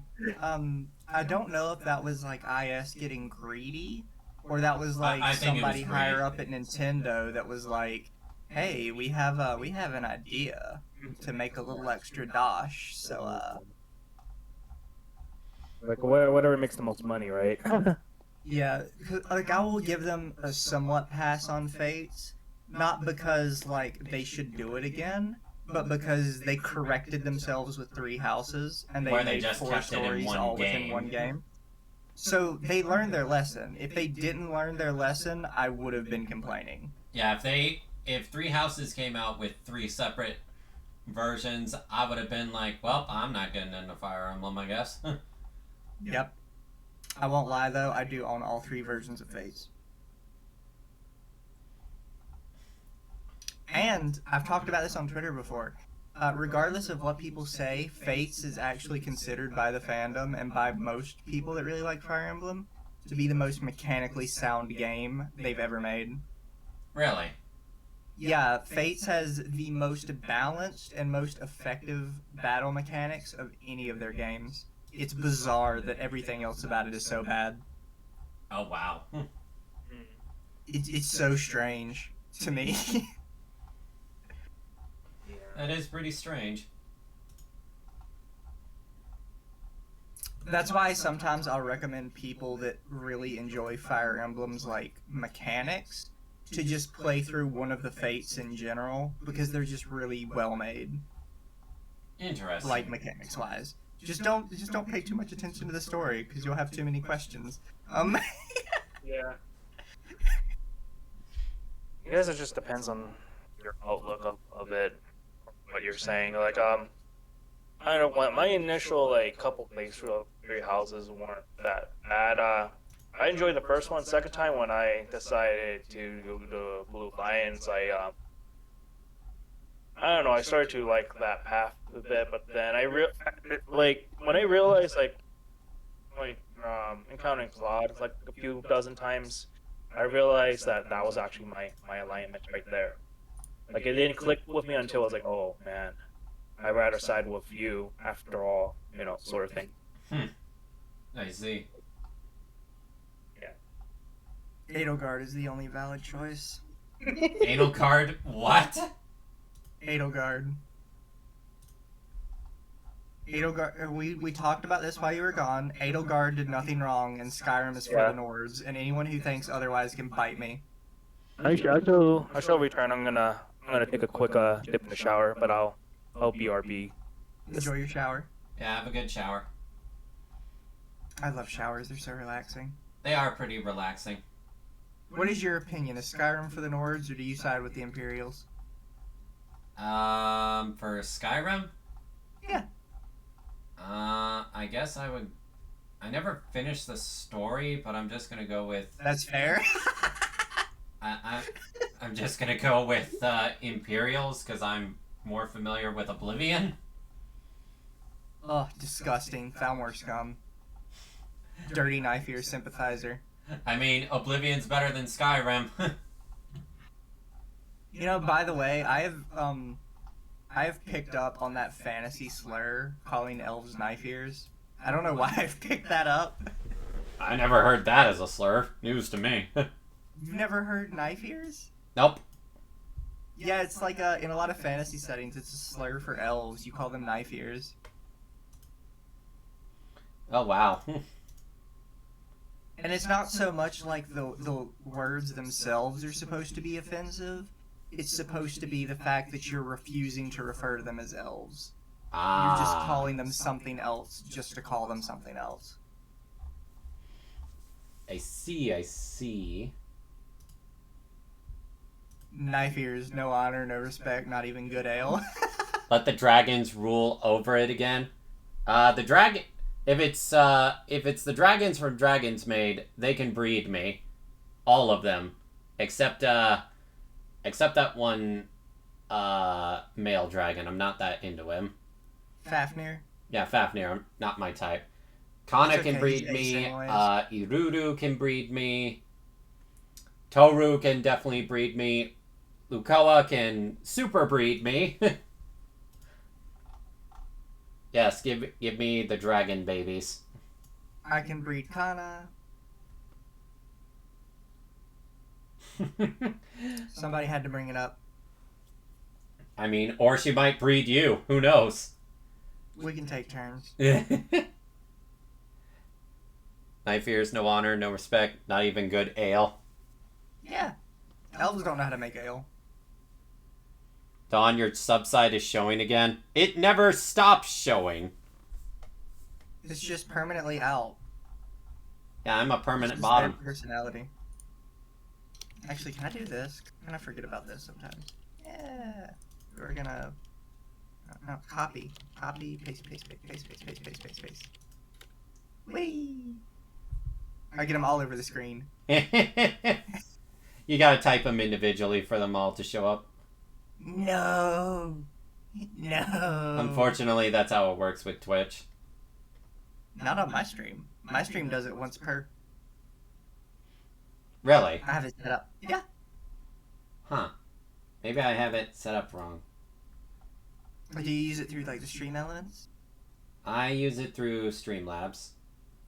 Oh, that's why Streamlabs sucks. It's a holdover from back when I used Streamlabs. Yeah, Stream Elements has a thing where you can choose how many can show up on screen at once. Like how they move. They have like bubbles, fountains, stuff like that. You probably saw it on my stream the other day when somebody follows, like a bunch of them will rain down from the top. Yeah, I think I 'Cause saw thought it that. looked funny. Yeah, I like it. I thought it looked funny. And it's just stuff like that. I have lots of cute little stream additions. Also, according to streaming avatars, somebody from my stream is still watching. I see. It's kind of creepy that it still lets me see people who are still watching, like the host on my channel. But I mean, whatever. Whatever they want to do. Yeah, whatever they want to do. Also, like, our stream from yesterday did fantastic, by the way. Yeah, it went pretty crazy. It is currently at 399 viewers. 399 viewers. Yes, it did good. Is Coco big or something? Coco has 10K on Twitch. Oh, damn. Maybe that's why. Yeah, she was hosting me on her channel. That might be why. She gets 600 to 700 a stream. Damn. I didn't realize Coco was that big. Yeah, I was kind of surprised when she agreed to talk to me. I was like, okay. You know, I've got like 300 followers, man. Like, I'm not really big. I'm just really loud.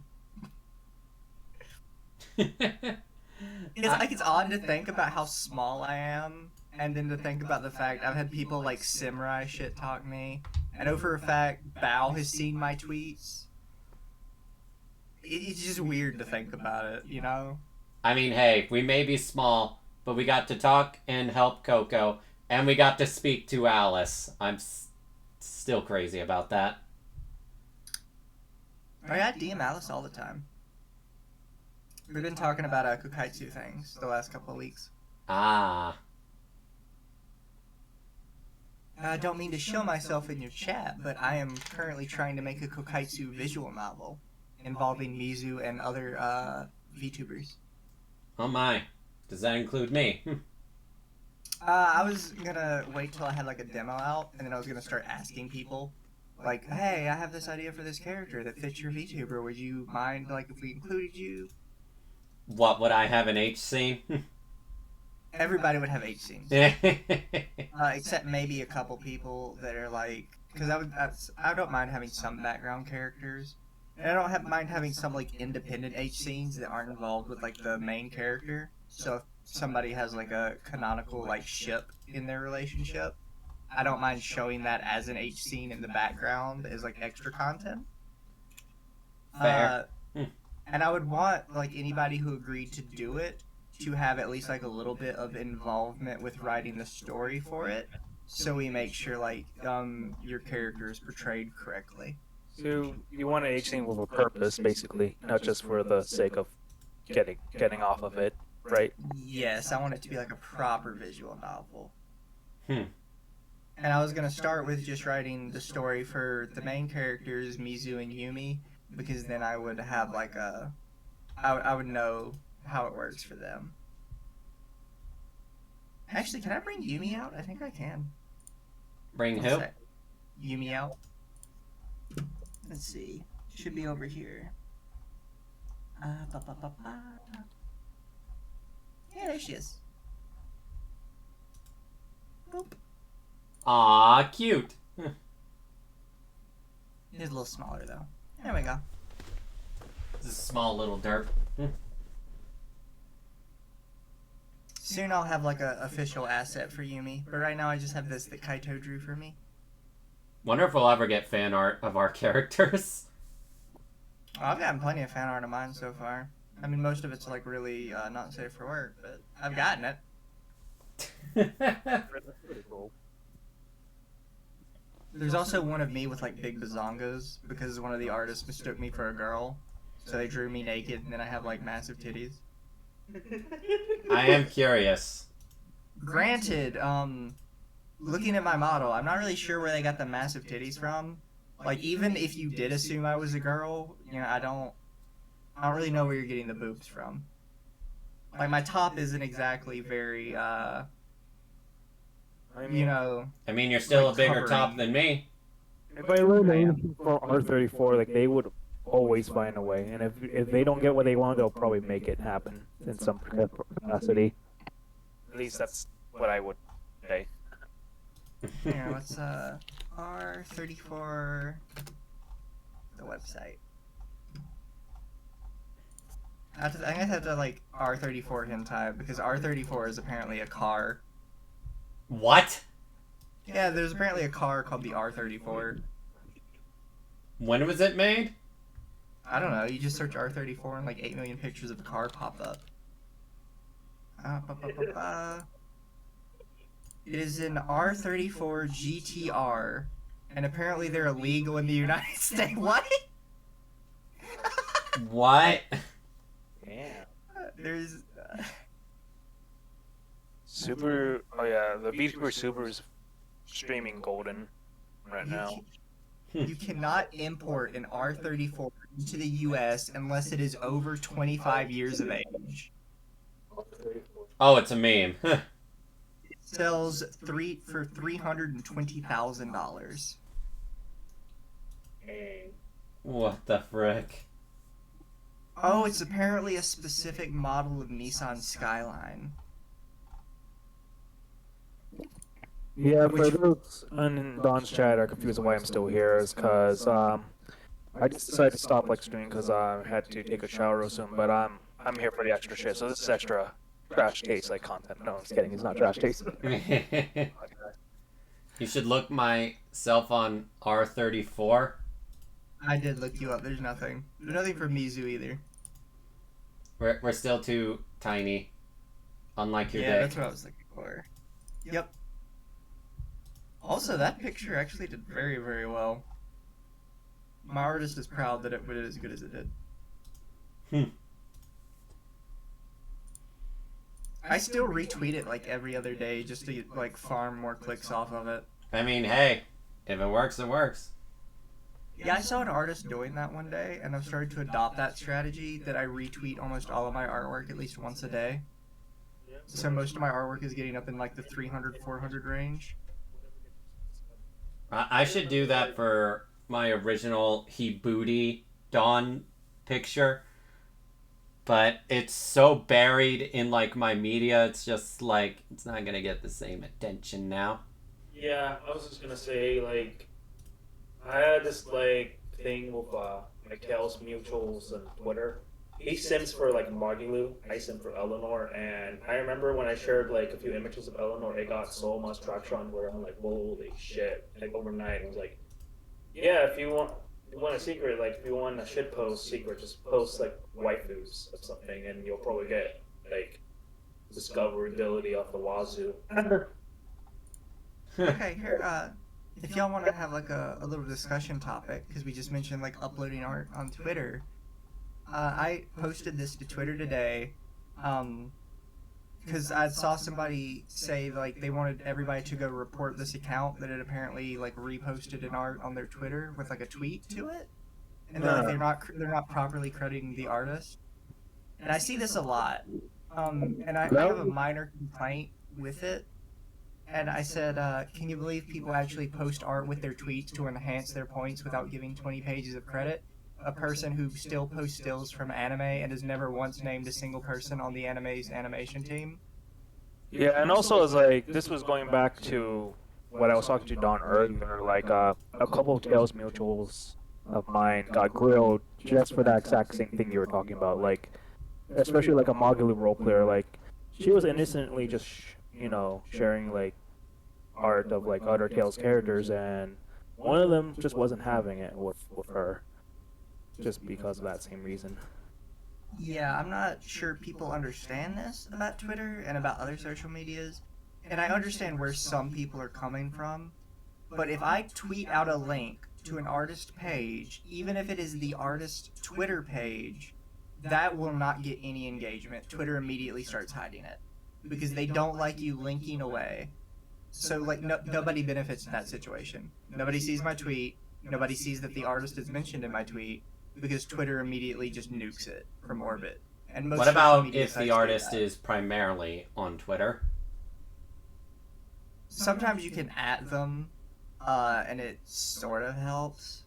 Although at the But- same time, when you at them, it also bombards their notifications.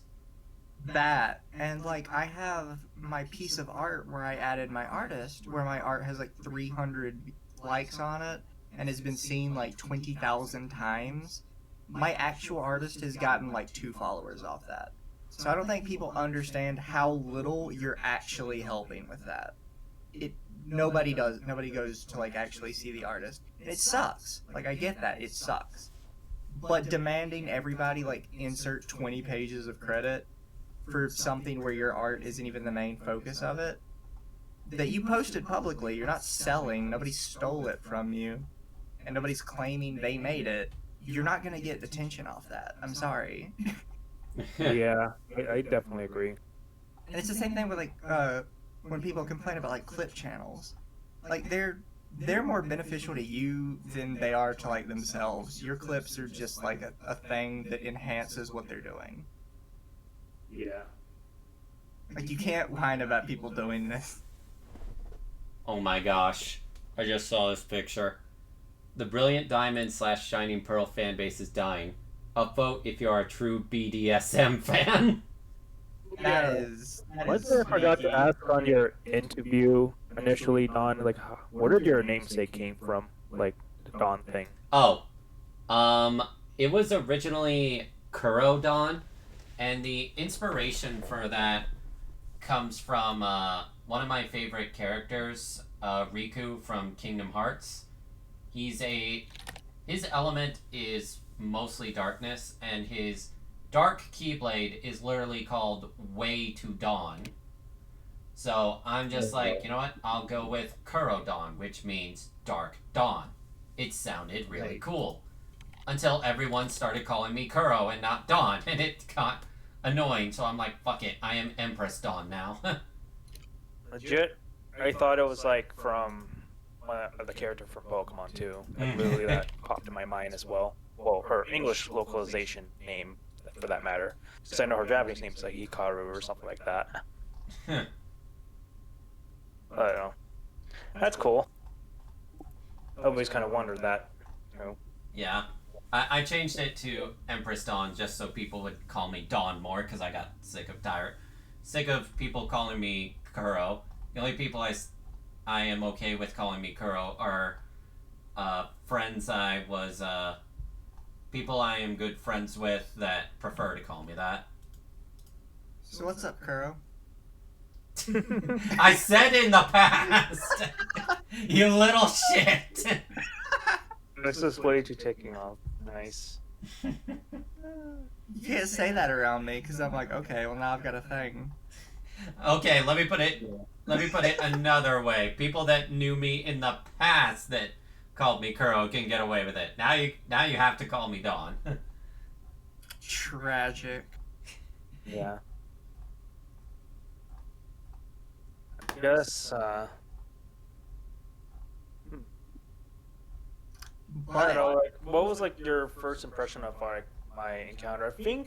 I'm not sure you realize, Don, but, I think I first met you when my RP Dopamine account on Tales of Arise. That's actually how I think, discovered you. And then I sort of used, like, my main account later. But I can't exactly remember, though. I think we might have met through roleplay, and then I'm like, oh, you're a VTuber? Me too. Yeah, possibly. I always called you Kuro, but that's for another reason from before your VTuber career. Yeah, you've known me way before I was ever a VTuber, so you can call me what you wish. Yeah.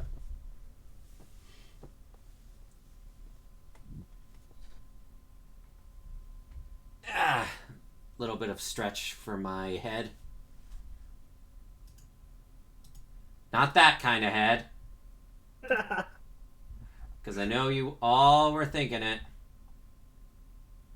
Yeah. No cats allowed, Morgana. This sign won't stop me because I'm not a cat. That little shit always tells me to go to bed, but, you know, little does he know I've taken my coffee for the day. Yeah.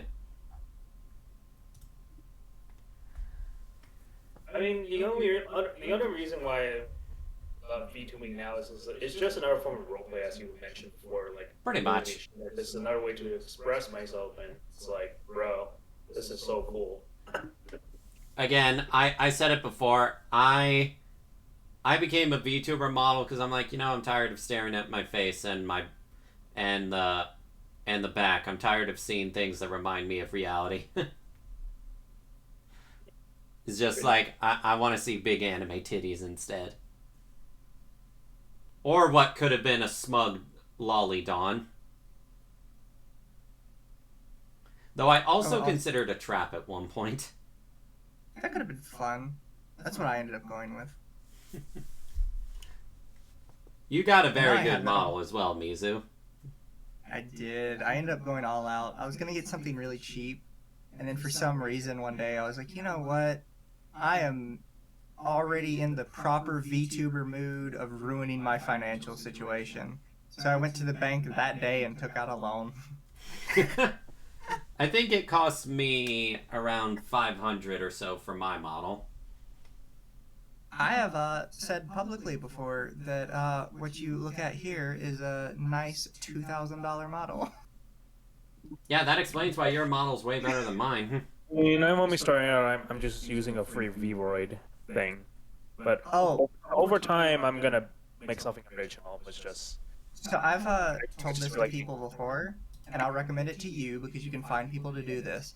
If you download the program Kokaitsu and you make a model that you think is cute and that you want to use, there are guys that will charge like $50 to rig that for Vroid. That have like a proper system down and know how to rig Kokaitsu models really, really easily. And that's what I was originally going to do. yeah. And it gives you a way to have something like super unique and uniquely you, while also not having to spend a ton of money.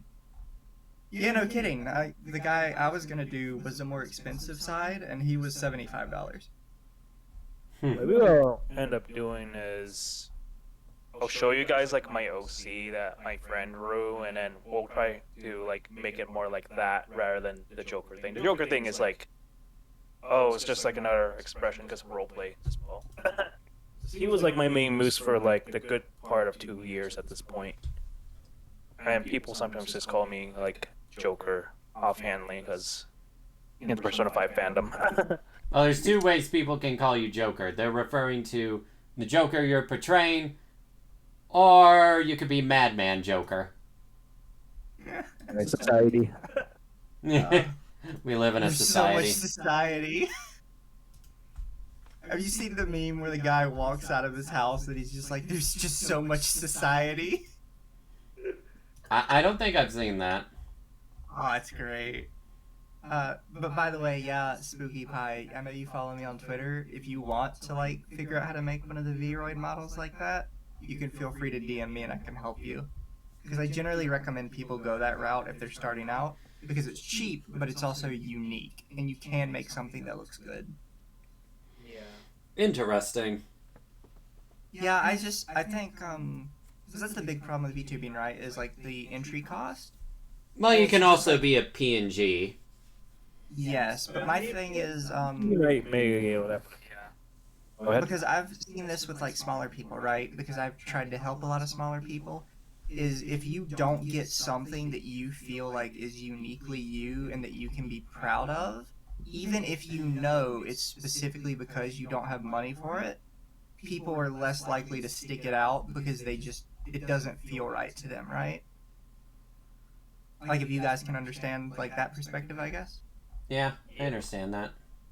So I generally try and recommend people really cheap ways to get something that's unique to them that they'll be happy with, because then they're more likely to keep trying and keep sticking it out. I just like to help people. You're a good person. Which is why it's weird that so many people hate me. I mean, you're a good person. That's why the bitter people just attack you. Yeah. I even tried to make myself look all soft and pretty and cute, and then people still treat me like an evil. Because all you have to do is just be in a perverted fiction. That's all. Yeah. That, and people don't like that I like drama. I mean, again, you're not like stoking any fires. You were just trying to help someone feel better. Yeah, well, not just that, but like I just enjoy like following drama in general. And then people are like, "Oh, that's so bad." It's like I'm not poking people. I'm not making fun of people. I'm just reading it. Like, I didn't start any of this. Everybody else did. I'm just reading it. Like, I'm watching the fire. I ain't making the fire better or worse. Yeah, I'm not pouring gasoline on it. I'm not like. You could argue I'm videotaping the fire, but that's like the best you're gonna get out of me. Speaking of fire, like last week or ish or so, one of my buddies took me to a bonfire, and that was a thing. That was kind of all right.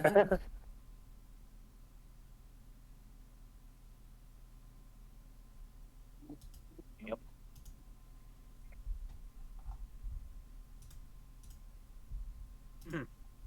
Jan? Oh, we all got radio silent all of a sudden, so I was like, huh. Oh yeah, cause I was gonna tell y'all, it's nice talking to you both. Thank you for letting me to come on and say something. But I can't do what I did last night. Stay up till 5 a.m. I gotta go to bed. Yeah, Gotta go to I bed gave right you, now? by the way, before you take off, I gave you like the DMs to my Discord if you want. I mean server if you want to join that. You miss Misu's as well. Gotcha. I might or might not. It depends on how I'm feeling. It's all good. But good night, Jan. Thanks for having me on. Yeah. Alright. We all Nice to meet hitting you, it then? by the way. Oh, yeah, it's nice to meet you too. I'll have to say hi again some other time. Oh yeah, for sure. Good night, Don. Alright. Thanks, everyone. Thanks, Mizu. Thanks, Kiefster, for coming. And I'm glad that you all had a good time.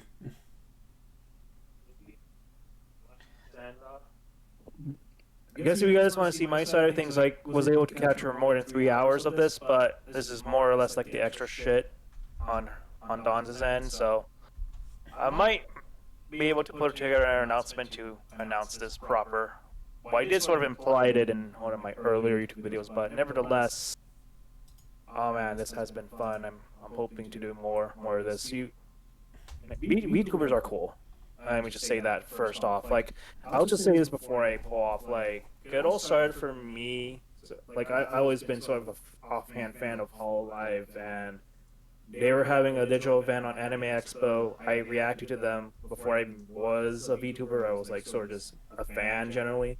That was me. My reaction to them, to their like live stream panels, was the reason why I became an affiliate. And it's just like, wow, this is cool. And then suddenly, like, I met like Lady Shaw, who came in your chat earlier, and she showed off her model. I was like, so this is what it is. And then I looked up how to VTube, and then here I am, sort of just kicking it with Dawn here. So that's what it is to it. Don't mind that, chat. I clicked on the wrong image to hide, and something I used for like a sample or something popped up. I'm glad you had fun, Kiefster. Glad you had fun. I definitely had fun as well. For sure. Who knows? Like you might incent me to get back into Genshin. If anything, Just don't spend money. Oh yeah, no, for sure not. Well, I've sort of, speaking of like gotchas and stuff, my dad and I went on the casino a couple of times. So he sort of spent his money, but I actually won some money. So real life gotcha sort of helped in that regard. That's just called gambling. Gambling spirit. So what you're gonna do is you're going to gamble at the casinos, and then you're gonna gamble at the digital gotcha casino, right? Sure. Let's think of it that way. I mean, I am a wildcard user, so my luck is quite infinite, I suppose. I would never get too cocky about your luck. I find when you get cocky about your luck, things don't go your way. Yeah. I wish I was stupidly lucky like Joey Wheeler. That's for sure. Brooklyn Rage! I had to. Alright, though. I think that's going to do it for tonight, though. I was glad to have you here, Kiefster.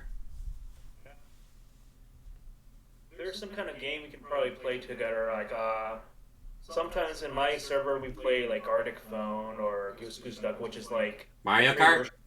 us or whatever. Like, I'll hit you up and we'll play some games together. Yeah. You got Mario Kart? I don't have it on Switch. I have Smash. We can play Smash. Recently, I've been getting into multiverses, especially since that's like most of everything. If you have a PC, it should, or PlayStation, you could probably play it too. Yeah. Alright, though.